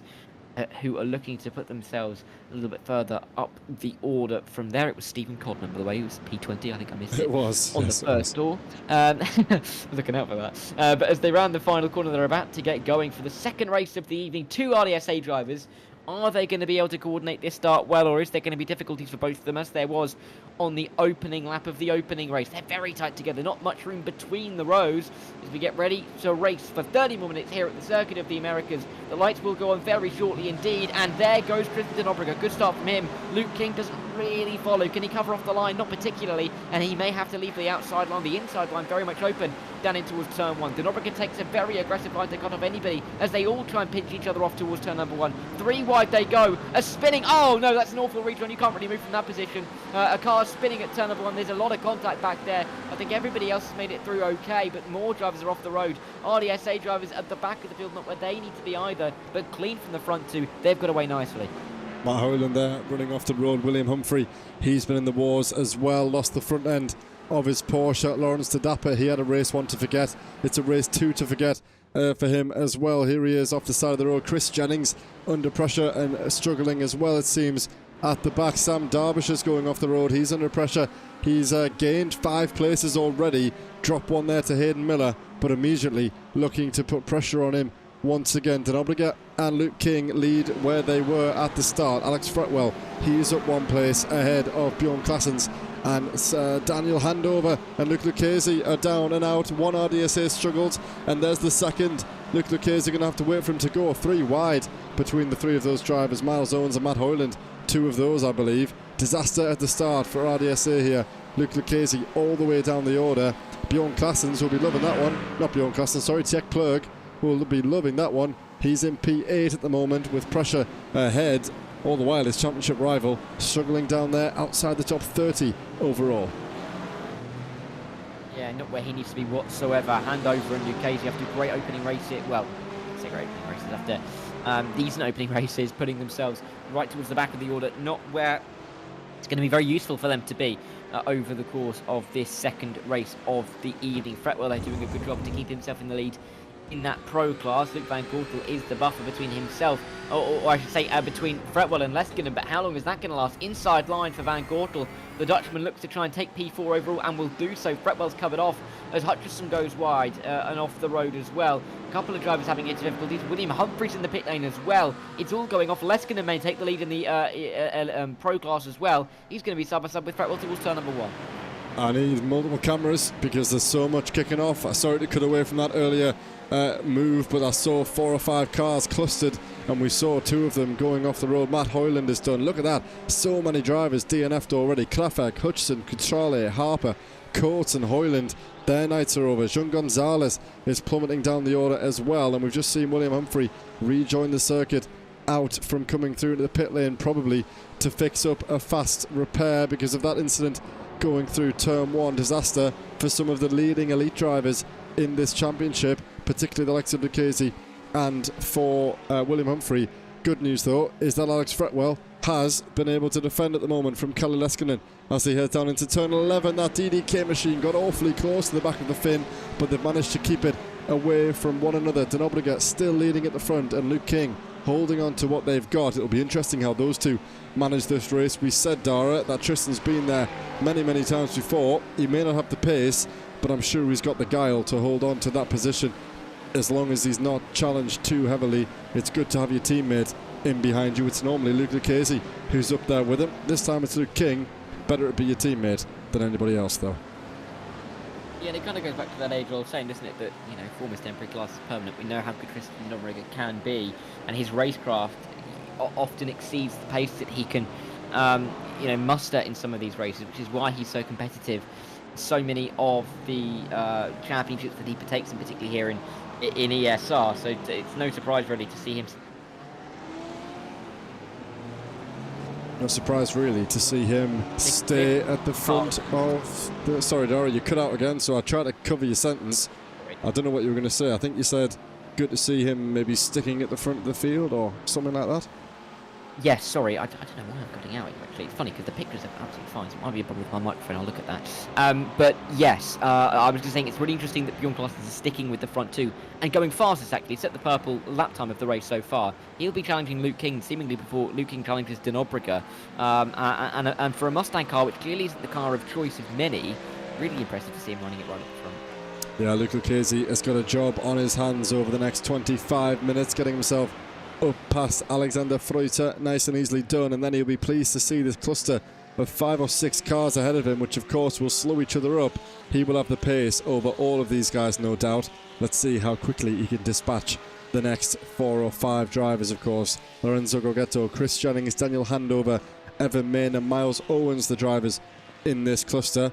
We'll not watch this for too long, but we'll watch Luke as he surely makes his way up the timing tower as things go on. P13 in class it is at the moment for Mr. Lucchese. Not too much going on up and down the order, not too many battles, Dara, which is a good opportunity to go back and see exactly what went wrong at turn 1. Here it is, we're riding on board with the yellow Acura in the middle of the picture. Goes up the inside, DDK to his inside, just makes contact, weird one, makes contact with Luke King on the outside, and then sadly, yeah, as he said, I didn't actually see that when we watched it live, but spun.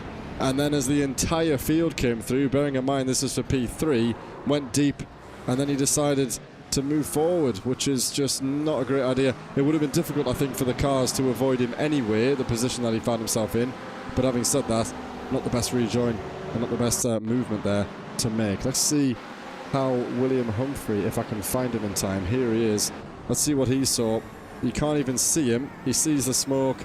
Oh, he would have made it, I think. Just would have made it. Would have been close. Probably would have led to more damage. You can see the front end of that Porsche. That's what he went to the pit lane to repair, and then that caused an absolute melee in the midfield, allowing the leaders to get away and run up the road. Yeah, and it's allowed them to really show that they are able to keep themselves towards the front. Oh, hello.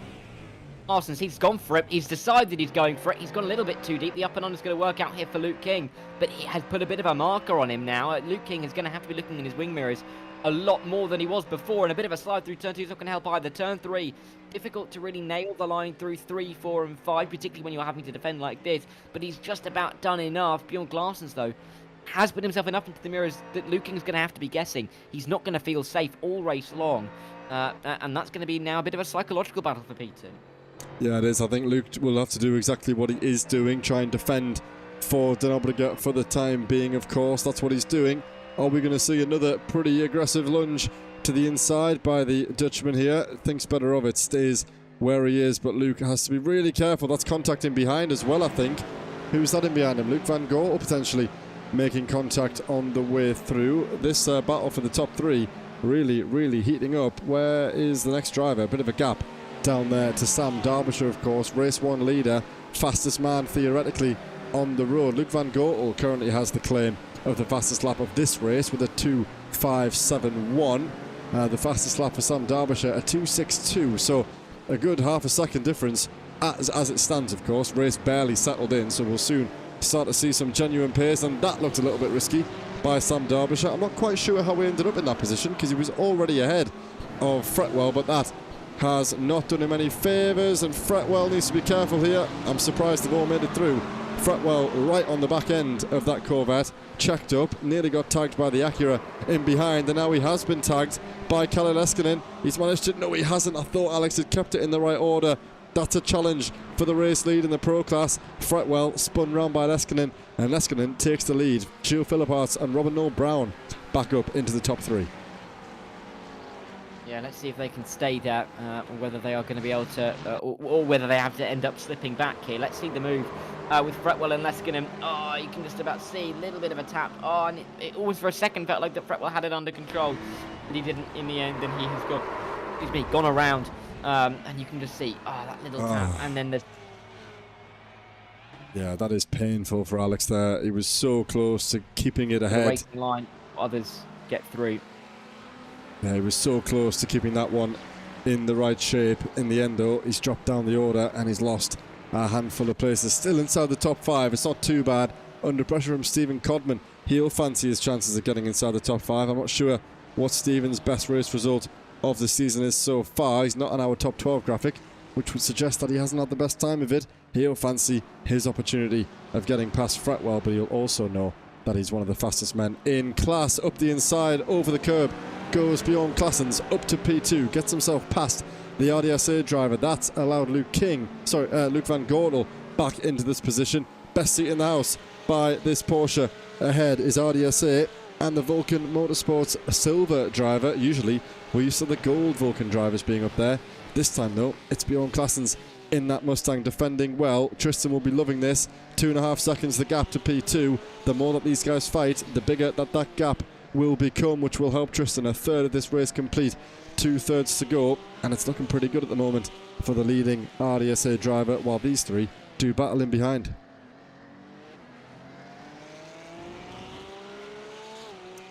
Definitely interested to see how this one's going to play out for Van Gortel, because I think with him right on the back of Luke King, and with Bjorn Claessens maybe looking to try and get through, I think Van Gortel's in a good position to try and pick a way through here on Luke King, who's already looking into his mirrors. Got to be careful.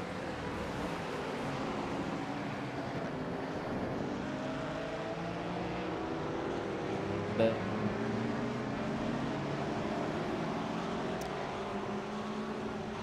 It makes me think that this is some sort of connection problem, Dara, because you've cut out a couple of times in the last few moments. Yeah.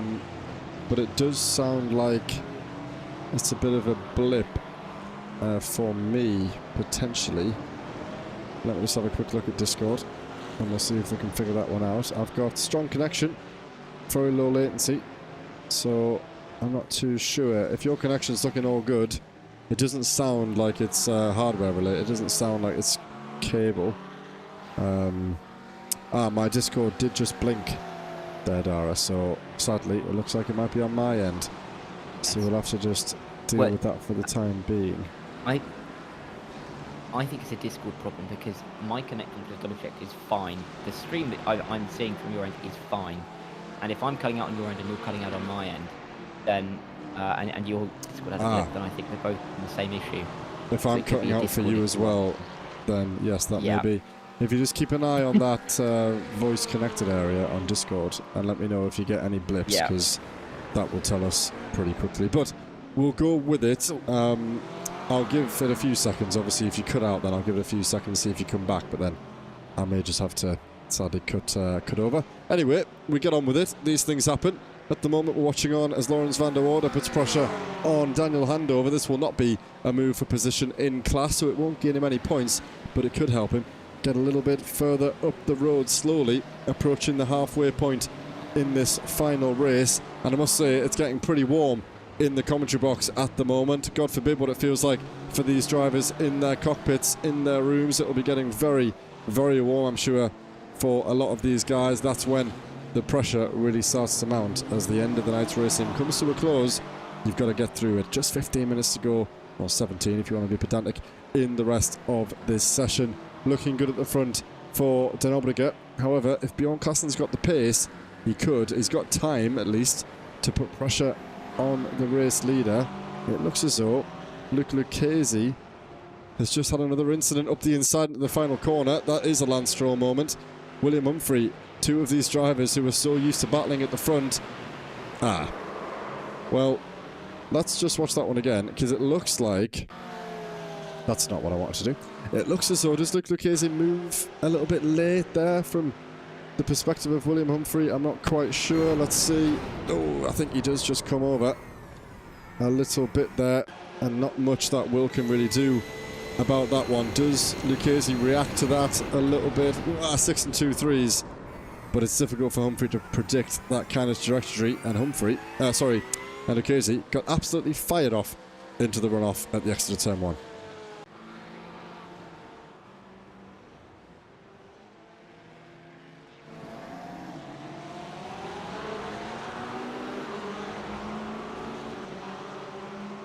I think, sorry, I had another bit of a blip there. Yeah, P13 not where Lucchesi needs to be. He will be looking to try and keep himself back in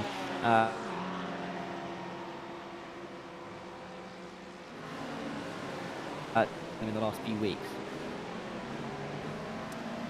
Sorry, Dara, didn't get that point. You can either reiterate or we can just move on. Yeah, I don't think we're getting Mr. Thacker through regularly enough anymore, sadly for that. Everything's good, the connection's good, signal's good. I'm just going to check one thing. I'm going to go and check my router real quick. I think it's all fine, but if you just give me a moment, I'll be back in 10 seconds. I think you can hear me on the broadcast while Joe runs away for 10 seconds. I hope so, at least. At this point in the race, with half of it to go, Weiman's looking in a good position. Quentin Verdonk as well, looking like he's going to be able to maybe challenge the likes of Hayden Miller towards the front of the... Toward the front of the field.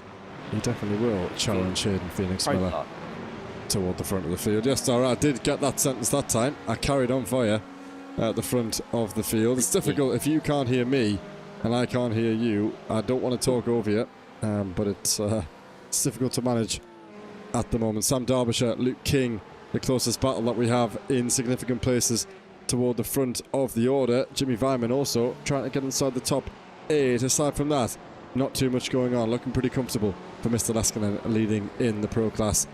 Half race distance gone, just under 15 minutes to go. Things starting to settle down, but Bjorn Klassen's eyes on that Mustang. Can he actually challenge Den Obriger for the lead of the race? Only time will tell. Time will tell. I will quickly say that it's really funny because normally I can tell when I drop out because the stream stops working, but it's working perfectly fine, so I can't even tell when my voice stops connecting through, which is hilarious.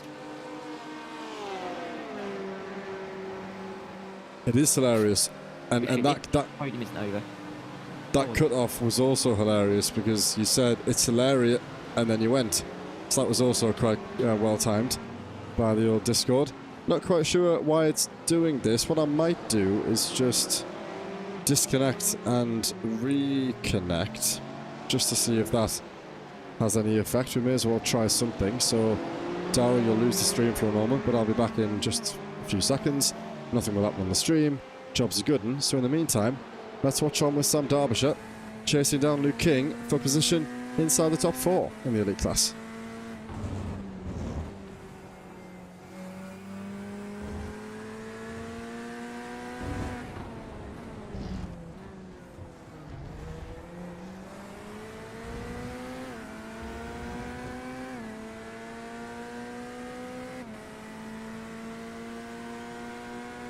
Okay, let's see if that changes anything, Dara. If you're back with me, just let me know, and then we will continue on. What's interesting, Dara, is I could actually see your green ring in Discord, but I couldn't hear anything coming through, which is interesting. So I'm going to leave Discord open. That might give me a better indication about when you're speaking. But for the time being, I think we'll have to deal with what we've got. I've reset. If that hasn't worked, then yeah, we'll have to live with it.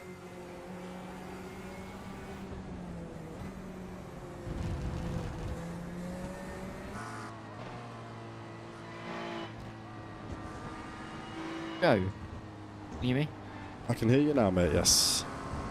Oh, you can. Okay. Right. Just now. We'll see how long this lasts. Just now. Hopefully, it's a little while. Yeah. Did you do anything? Well. Yeah, I closed and opened again. Oh, hello.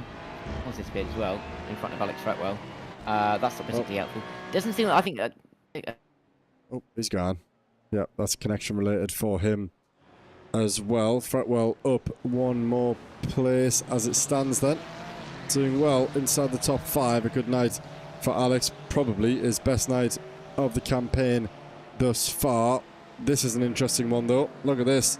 A real battle for the lead. Denobriga is going to have to get his money's worth out of this one. I think we've alluded to the whole night that he hasn't quite had the pace of the leaders, and now he's got someone who's been pretty decent throughout the entire session. Not someone who we're used to seeing at the front of the order, of course. Mr. Bjorn Claessens not inside the top 12 in the championship, but tonight, could it be his night? Denobriga 11 minutes to defend against a theoretical faster driver on this occasion. So let's see, how's your bottle, Tristan? What kind of defensive moves does he have up his sleeve to try and hold on to that Ford in behind? And what kind of dummy tactics does Bjorn have to try and put the race leader off? Luke King nowhere to be seen anymore in his defense of the 170, his teammate ahead. So it's 1v1 to lead this race. 10 minutes to go. I'm sure it's going to kick off pretty quickly. And then we've also got a pretty nice battle in behind between Van Gotel, King, Derbyshire and Plurg, the championship leader, for a space on the podium.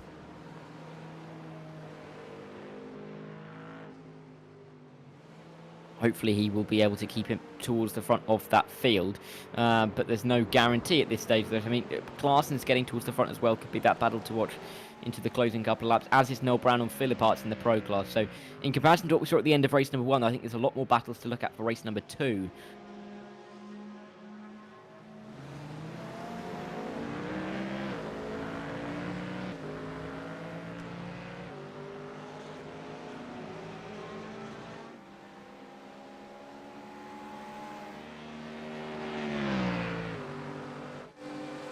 Here it comes then, Tech Plurg, 2 Corvettes steaming down toward turn 12. One pulls to the inside while the other is stuck on the outside. The lead car stuck on the outside. It's advantage Plurg up the inside. Looks awfully close when he gets in behind Luke King there. He's gone deep, he's gone wide, and that is a perfectly executed switchback by Sam Derbyshire, who's been the man to watch so far tonight. He's done so well. This battle will continue on. This time, the inside line favours Derbyshire. The DDK car up the inside. Is the switchback going to go in the favour of the Vulcan driver this time? No, it's not, but can Tech Plurg try to hang it around the outside? Great battling between the two of them all the way from turn 11 through until turn 16, 17, 18 now, all the way down toward turn 19. Advantage hangs on to the DDK Sam Derbyshire, who's had his money worth, as we've said tonight, and he's done it once again there to hold off the Vulcan driver in behind. Great racing by the pair of them to make that go on for so many corners, and it looks like it might continue on the run down into turn 1 here. The DDK driver has disappeared, and Tech Plurg does the right thing there to pull out of the way. He's reappeared, but that's not what you like to see. The car that you're so close to and behind disappearing off your screen there. Plurg did the right thing, and he's just about held it there. Contact made between the two of them on the exit of the first corner. This battle, I'm sure, is going to continue right toward the end of the session.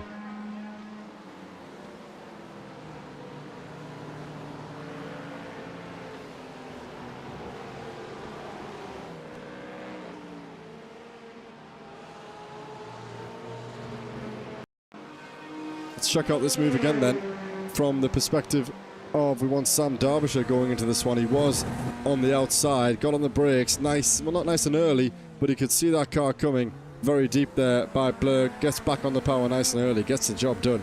Great battle, and then, of course, Plug up the inside does well to stick with him, of course. When you go deep into a hairpin like that, it's difficult to get the traction to be competitive into the next corner, but that's exactly what he did. Look for the same move as we saw.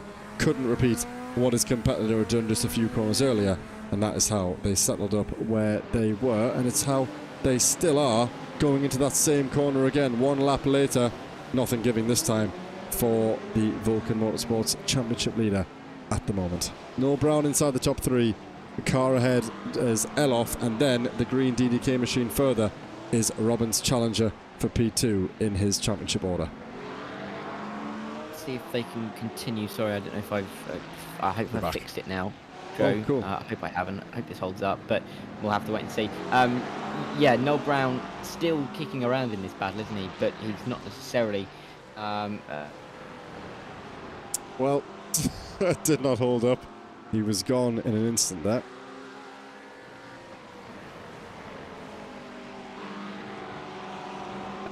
Denobriger and Claessens, they're going to be battling out to the end, aren't they? They will be definitely going all the way to the end. I think a lot of these drivers will be thinking that with just over 6.5 minutes to go. So many battles inside the top 5, top 6, that it's bound to continue until the end. Leskinen checking out somewhat. He's not quite checked out enough, for example, where he could afford himself a mistake. He's still got to be very cautious, but he doesn't have to push the car too much. And of course, Gilles, I think, will know that that's the best thing he can do, especially with the likes of Justin Elof and, more importantly, Robin Noel Brown bearing down on him. Let's ride on board with Noel Brown for the time being and see how he fancies getting up past Justin Elof ahead in his pursuit of a P2 finish. For the time being, though, he's got to stay put. 5-6 minutes to go. Things heating up all over the place. We're really intrigued to see how Bjorn Claessens does in his pursuit of Tristan Denobriger. For the time being, though, nothing giving toward the front of the order.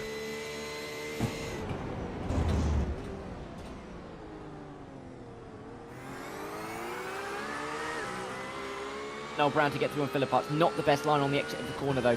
He's going to have to get a nicer run down towards turn 12. Now with Philipparts in the slipstream, that doesn't necessarily feel like it's going to happen that way. But at the end of the straight, there will be a chance. There will be a chance for an overtaking move here on the way into turn 12. No, Dara, that's okay. When I hear you, I stop talking. But again, I'm just trying to continue your sentences for you. It's quite funny, actually. At least you're trying to make light of it. It's nothing that we can do about it, so we may as well try and be funny. But yeah, it's just awkward, because if you could hear me, then you'd know. But neither of us can hear anyone. But I know that the stream can still hear me. So I've got to go with what we've got. Jimmy Vyman, Quinton Verdonk going side by side toward the latter stages of this race. And look at this, Dara. If you're with us still, Bjorn Claessen's getting closer and closer and closer to Denobriger. Are we going to see a move? Surely he's got to just think about putting a send on at one point. He's done it once already on the RDSA Porsche. I'm sure he could do it again on the RDSA Acura if it's for a race victory this time. Yeah, let's see if he can. There's no guarantee that he will, but he got into the mirrors of one, he can get into the mirrors of another. It's the same process of making a move here at COTA. And Claessens will be looking for it. Won't be able to do it until turn 12 now. Maybe he'll get a run towards turn 11, but it would be silly to get it done there. Time is running out, though. There is only this lap and 2 more for him to get it done. Absolutely right, then. We've got through the first sector. All good. Now we continue on through the uphill right-hander, over the kink, over to the left. Lovely corner. When you get it right, that's not what Claessens did there, though. A little bit of a saw at the steering wheel, trying to keep that Mustang. It's bad enough to handle as it is, especially when you get a little bit of a wobble on. Denobriger is in a great position here to just try and play calm, try and keep it cool and convert that race victory. He'll know that he didn't have the pace to really be in this position, but as myself and Dara have alluded to already, Denobriger not really playing ball there, weaving down the main pit straight. Not what you like to see, and doesn't go far in terms of regulation, that's for sure. 3 or 4 movements there, putting the slipstream off of the Mustang ahead. But I suppose when you are sort of under that kind of pressure, we keep saying he hasn't had the pace. He's pulling out all the stops here, trying to push the limits a little bit to try and hold on to this race lead. Just 3 minutes to go. Yeah, not long for him to try and hold on now, but Bjorn Claessens is going to be throwing everything at him.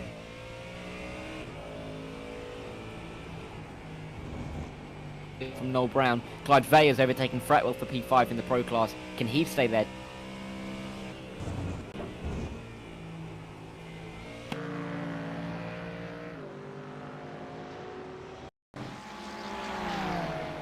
Here is that move then. Clyde Veya on Alex Fretwell. Alex jinks to the inside. Clyde goes even more so to the inside. That lovely looking livery. I don't think we've seen that so far, Bridge, against the Game Esports, in that lovely white and coloured Acura. Gets himself up past the classic red Ferrari of Fretwell. Goes a little bit deep at the next corner, but manages to keep it in check.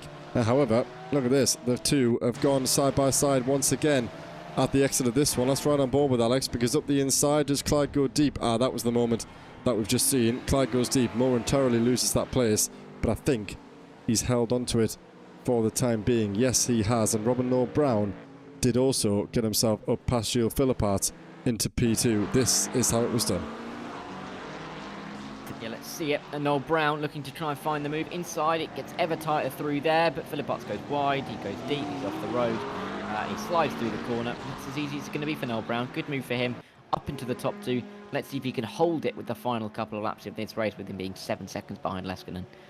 Yeah, I think that was maybe a little bit of caution on display by Gilles Philippart there. Knows that he's in such a strong position. It's such a tricky corner to have a car up the inside. It didn't look like he went deep. It just looked like he almost opened up the steering at the sight of Noel Brown coming in his mirrors. So he's probably been wise there, actually, not to risk anything, Mr. Philippart, because a podium will still be his best result of this championship season. Sam Derbyshire, however, will fancy putting pressure on Luke King, and Tjek Plug is there to try and pick up the pieces as well. Pressure on the top 4 through 6, and pressure on the race leader then.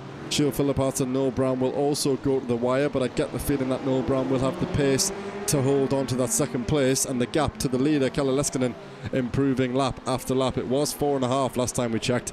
Now it's 7. He's going to be clear, and the more results that he gets like this, the more likely that that championship will come into picture. It's getting clearer and clearer, and of course, in the next 30 seconds, we will be at the halfway point in the race. And Tristan Den Obriga will be on the final lap of this race. Bjorn Claessens is about as close as he's been this entire session, to the point where Den Obriga really feels the need to defend the inside line heavily there. The exit could favour the Mustang here. Let's ride on board. The exit, turn 1, down the hill through 2, 3 and 4.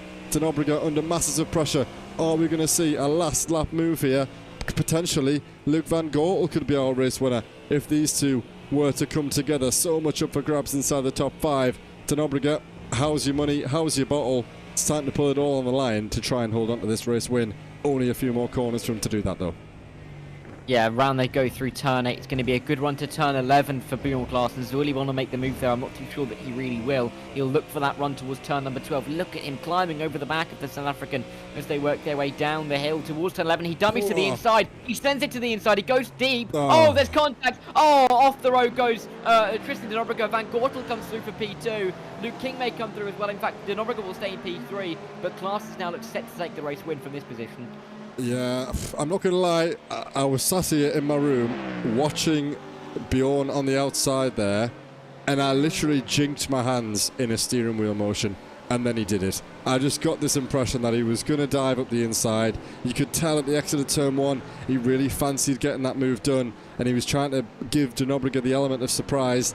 Sadly for Tristan, allowing that race victory to slip into P2 has cost him another position. Luc van Gortel up into second, and it could be a chance here for Luc van Gortel to get a bit of the overlap. We've got a number of corners to go, and we did say Luc van Gortel could still win the race. He's in prime position to do that. Bjorn Claessens under pressure. Den Obriga out of the question. Third, he will have to settle for. Are we going to see a first race victory here for Luc van Gortel? Is it going to be a first race victory for Bjorn Claessens? Either way, it's been one hell of a dramatic race on the stoppers for the final time. It's going to be a short run to the line.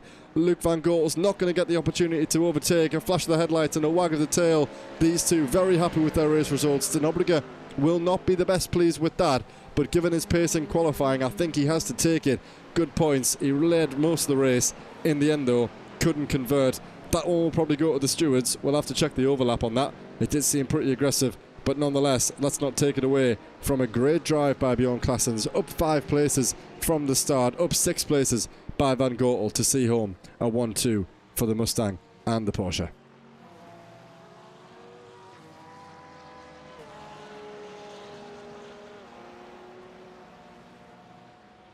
Kalle Leskinen then is the next one. He's the leader in the Pro class. He won out by over 7 seconds. Robin Noel Brown was next ahead of Gilles Philippart, and what is a great end to this halfway point in the season. That's exactly the kind of racing that we like to see by these guys in the Pro class. It's gone from Fretwell to Van Zijs. Philippart and Noel Brown throughout the entire night have been exchanging places, and overall I think most of them will be thoroughly satisfied. Luke Lucchese only finishing 12th. William Humphrey getting back up to P11. Some guys right toward the front of the order. Tjeerd Plug, what a great job he's done tonight to extend that gap to Luke Lucchese.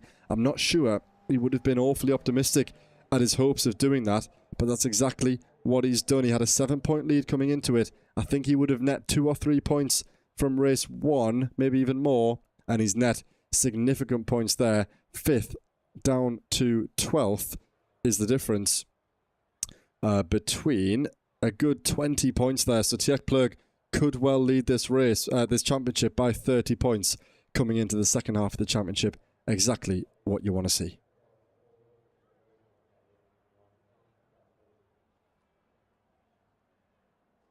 And it looks as though we have completely lost the Dara. I didn't even realise, but he's left the Discord. So for the time being, perhaps he's going to do a full restart maybe and join us for the interviews. But until then, I will run us through our finishing order for both of our classes, unless, of course, Mr. Dara returns to the booth. So then, let's cover first the race results in the elite class. Bjorn Claessen's controversial victory, but one that he will love nonetheless. He wins at the front of the elite class. The Dutchman, the 197 in the Mustang for Vulcan Motorsport Silver, our winner here in round 2 at the Circuit of the Americas, finishing 3/10 just ahead of Luke Van Gotel for our MJK Sim Racing team. Luke King, arguably his first time leading and crossing the line for RDSA. He got on the podium, and there's not another RDSA car in sight for quite some time. What happened to Tristan there in the end? Tristan went from 3rd down to 12th, and I'm seeing if I can see anything toward the end of this race. What on earth happened to Tristan there? Tristan entered the pit lane. Hang on. He entered the pit lane after the check. I might have to go and recover that one after this. Let's run through the order, but that's a massive drop-off for the RDSA team there. Disaster on the final lap there for Denobliga. Tjeerd Plug, championship leader, inside the top 4. Sam Derbyshire rounding out the top 5. Very strong results from him tonight. A race victory and a top 5. Hayden Miller, Jimmy Vyman, Quinta Vidonk, Justin Eloff finish ahead of William Humphrey inside the top 10. Not the race that William would have wanted, but given the drive-through, it's a very good recovery race to get back into the top 10. Luke Lucchese and Tristan Denobliga so used to finishing 1-2. Tonight, though, there's another one in front of them. It's 11th and 12th for the two South African RDSA drivers who finish ahead of Dominic Horvath-Sanity. Miles Owens will be our last scorers, and then it's that cluster of DNFs that we saw right toward the start of the race. A great result for Daniel Handover in the first. Sadly for him, though, no points scored in the second. Same can be said for Matt Hoyland, Raz Harper, Jakob Klafek, and Paul Cowlishaw, who once again did not start the race. And now then, down in the Pro class, Mr. Kalle Leskinen, another 2 victories for him to extend the lead at the front of that Pro class. It was 39 points coming into it tonight. He's got another 100 to add to that. Let's see what the margin is to Chris Jennings once we tot up those standings. But Chris being down there in P11, it's a handy way to see out those races for the number 1 Finn. Robin Noel Brown got himself up past Gilles Philippart in the end. Cracking result for him, up 9 places from the start to get himself back on the podium for the Suma GP2 team. And Gilles Philippart, his first podium of the season. He did hold on to P2 for most of the race, but in the end had to let up P3. He'll be satisfied with, I'm sure. Victor Van Zijst and Alex Fretwell inside the top 5 ahead of Clyde Veyer and Stephen Codman. It's Lawrence van der Water ahead of Alexander Freuter and Evan Main, the top 10. Chris Jennings, Lorenzo Goggetto, Malcolm Coates and Biagio Cutrale will be the last of our definite finishers. I think yes, he will. David Hutchinson will score points if he took the checkered flag. 3 laps down is enough to qualify there, or to classify, should I say.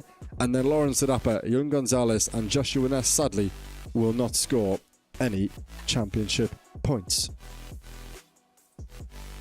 So then, still no sign of Mr. Dara, so we will crack on with the interviews in the usual fashion, and I will prepare that ahead, and we can bring in a couple of our drivers who are waiting and ready for a quick word with us, and we'll speak to first the championship leader in the pro class, Mr. Kalle Leskinen.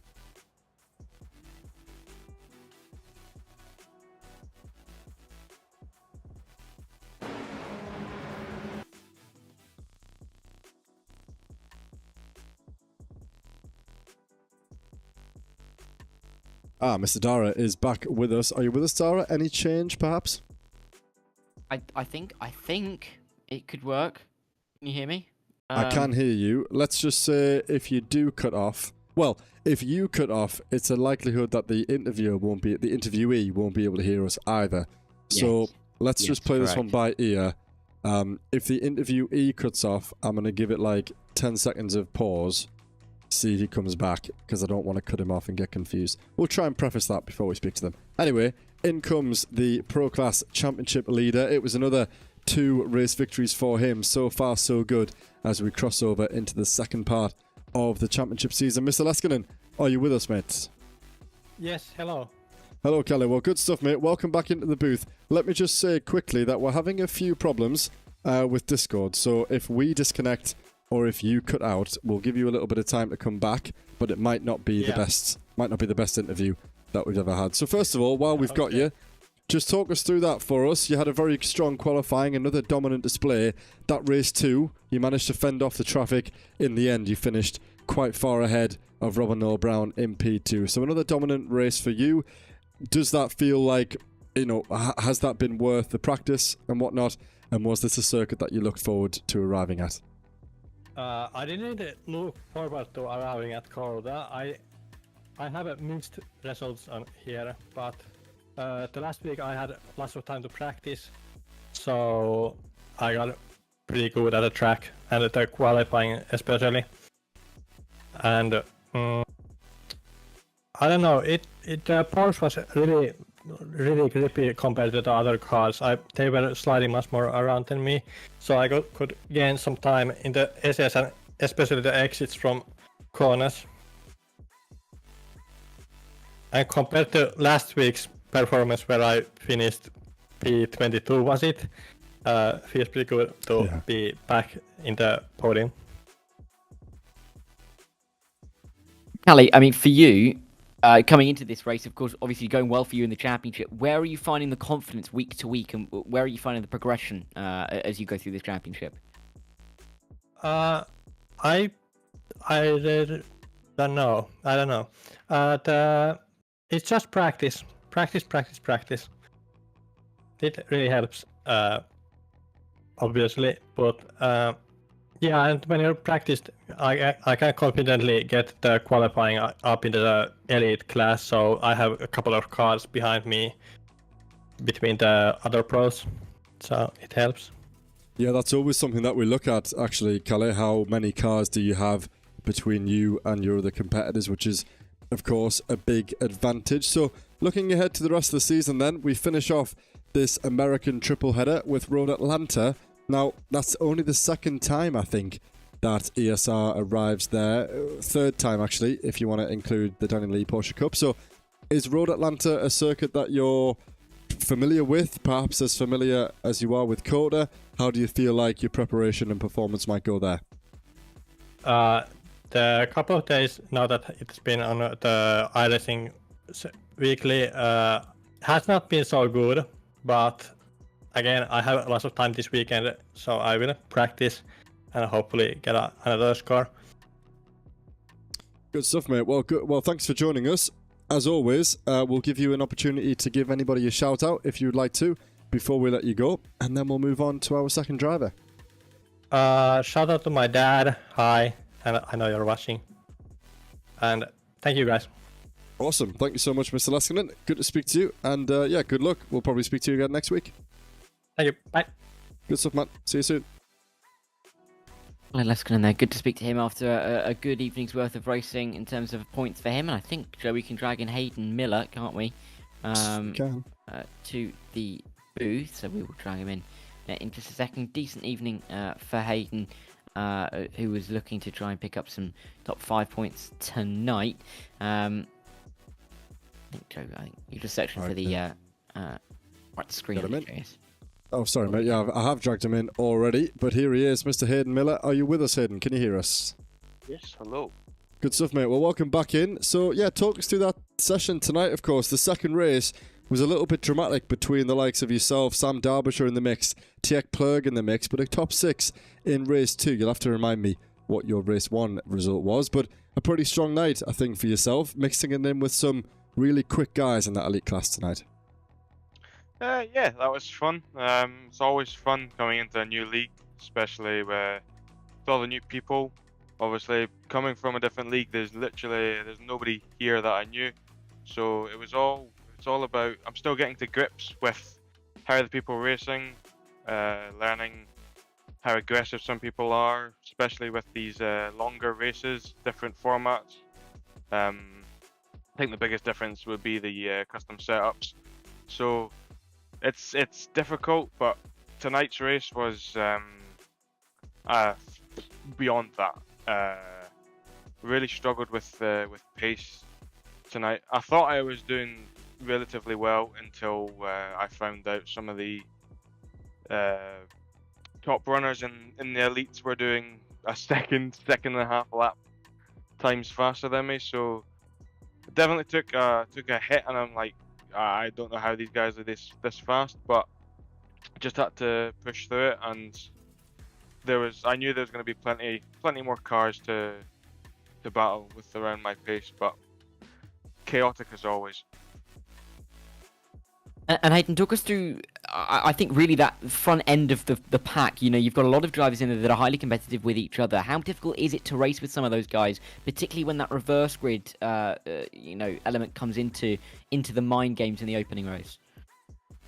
It can be depending on the track. So, for example, Road America, it wasn't that big of an issue because although it really depended, because it was in the wet, it really depended on qualifying. So whoever screwed up their lap, we would have had pros and elites everywhere. So it gets quite frustrating, but especially with the proper reversed grids and just depending on where you finish, because you can come up with strategies of, if you're not got the pace, you can hang back because you'll end up starting further ahead into the second race. But trying to get through some of these pros can be challenging, especially when they're almost on the same pace as you, if not faster. So yeah, it's tough. It sounds tough, mate. It sounds like you're a bit exhausted after what I'm sure was a pretty hot and a pretty eventful night's worth of racing. So, yeah, it sounds like you're bedding in nicely into the league, getting used to things. Obviously, the halfway point of the season already. So, are you pleased with how the first half of the season's gone for yourself? Anything that you're trying to improve on? Of course, inside the top 8, you got your first podium last week. So, things are looking on the up. You missed a few rounds, but you're still definitely within the reaches of potentially even a top 5 if these kind of results continue. Yeah, I'm looking forward to it. Definitely planning to come back if there's a second season, maybe second season EGT, something new. But I'm definitely planning to come back. I'm looking forward to Road Atlanta. It's one of my favorite tracks. I've got quite successful history over there in the Porsche Cup. I think it's also the track I've got the most laps on. So definitely excited for that track, and hopefully the car lives up to its expectations. Good stuff, mate. Well, thanks for joining us. And yes, of course, we will be here for another season, I'm sure. And the EGT, I'm sure, will return as well. Issue there being is that I believe Season 9 will get underway before Season 2 even starts for EGT. So I'm sure we'll see you on the grid this time next season as well. But for now, 4 more rounds to go. Looking forward to Road Atlanta. So good stuff. And if you'd like to give a shout out to anyone before we go, we'll give you that opportunity now, and then we'll go and speak to our race 1 winner before we close for the evening. Yeah, just big shout out to my dad for giving it his all in the Evo class. He's doing quite well in the championship. Big shout out and thanks to the RDSA boys for giving me some company in these classes and giving me help when I need them. So it's good to be in a team, like especially with those people that are quite successful in these leagues. Yeah, it's a great point you make there, and it's nice to know that you've got your dad racing with you as well. That's always good to know. We've just had a double dad shout out, which is something that we've not had before, so that's pretty cool. And also nice to know that you're getting advice off some of the, quickest. They've obviously got competition, the RDSA guys, but those guys have been with us for the last 6 seasons, if not more. So they're very, very used to things here at ESR. So all sounds very good, mate. Well, I'm glad you're enjoying the championship and enjoy the preparation. Maybe we'll speak to you again next week. Thank you. See you. Cheers, mate. See you soon. Oh, he's already gone. Does mean that we can drag in Sam Derbyshire after a great evening's worth of racing for him. Sam, welcome in. Can you hear us first of all? I can. Good stuff, Sam. Well, where do we start? Let's start with qualifying, shall we? I was saying while I was preparing for the stream, I was thinking, there's a new name at the top of the order, and then you banged it out in qualifying, and you managed to convert the race victory. So, talk us through that. Is COTA a circuit of yours, or have you changed something in your preparation? How have you arrived at this circuit so competitive when the season hasn't gone how you'd hope it how you would hope it would have gone, but now you've got a race victory under your belt? Yeah, COTA is just one of those stronger tracks for me. I'm just a bit of I feel like a specialist around here, but the Corvette does seem to excel through most of these corners. You can just really attack them. So yeah, as soon as I started doing the qualifying laps in practice and then saw the gaps between the guys, I was thinking, are these guys just doing race fuels, or are these actually quali sims? So I think after practice I thought, I might be alright here then, fellas. But yeah, no, it's been good race. Just sticking to my coaching that I've been doing.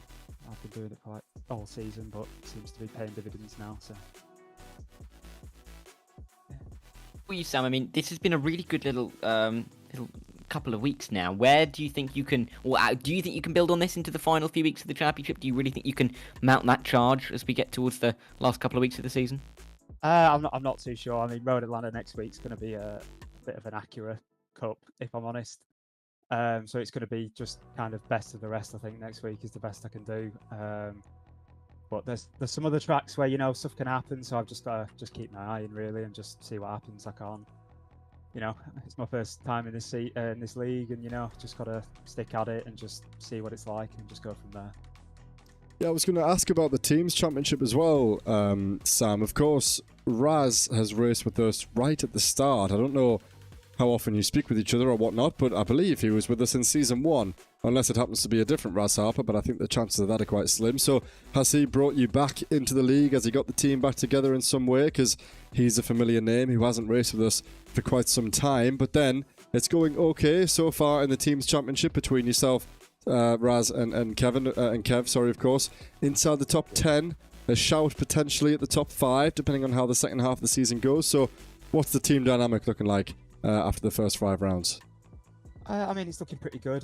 Yeah, Ryan's had a bit of a break. I'm pretty much new to the team. This is my first season in DDK, so I'm still just learning everybody. But yeah, we speak to each other quite a bit, me and Ryan, and also Kevin and things like that. But yeah, we just try and go into each week and try and race as fair, as clean as possible. And if we have some incidents, it's fine. We just move on and try again the next race.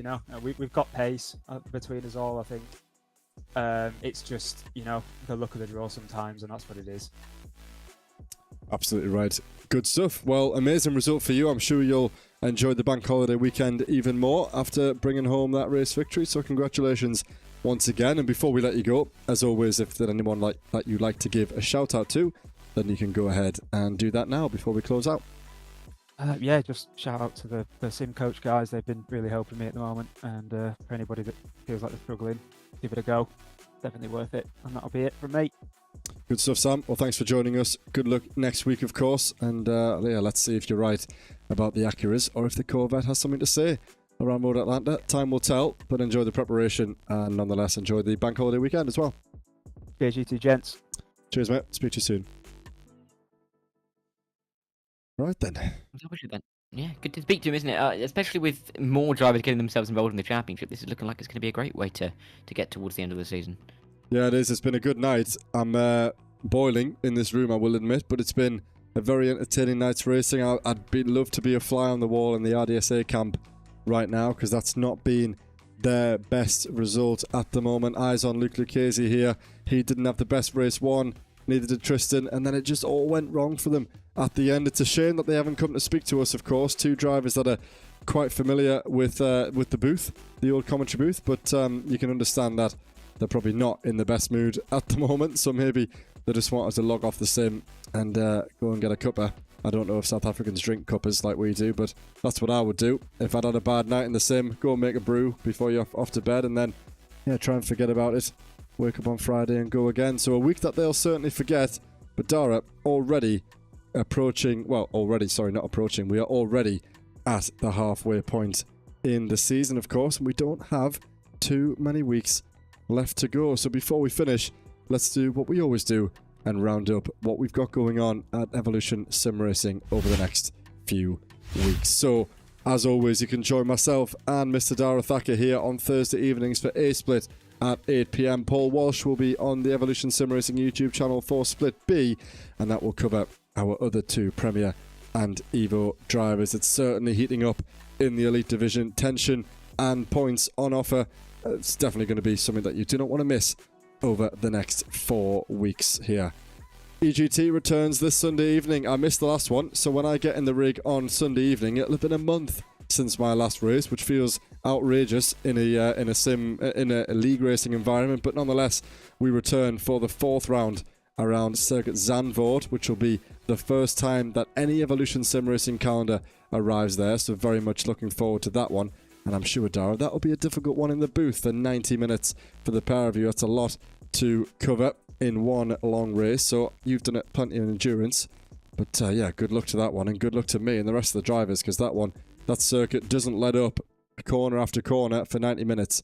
Is going to really, really be a challenge for a lot of us.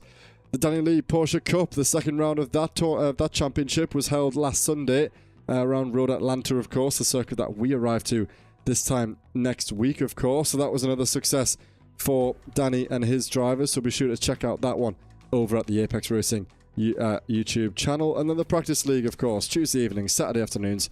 Come and join us. Free to join. Anyone is welcome. Get in the server using the link on screen or the QR code and get on track with us here at Evolution Sim Racing. Big thanks to the sponsors Kame, GP2, Trophy AI and VRS. And until then, we'll see you all next week when we enter the second half of the season. It's round 6 around Road Atlanta. Enjoy the bank holiday for all of us in the UK, and we'll see you in a week's time.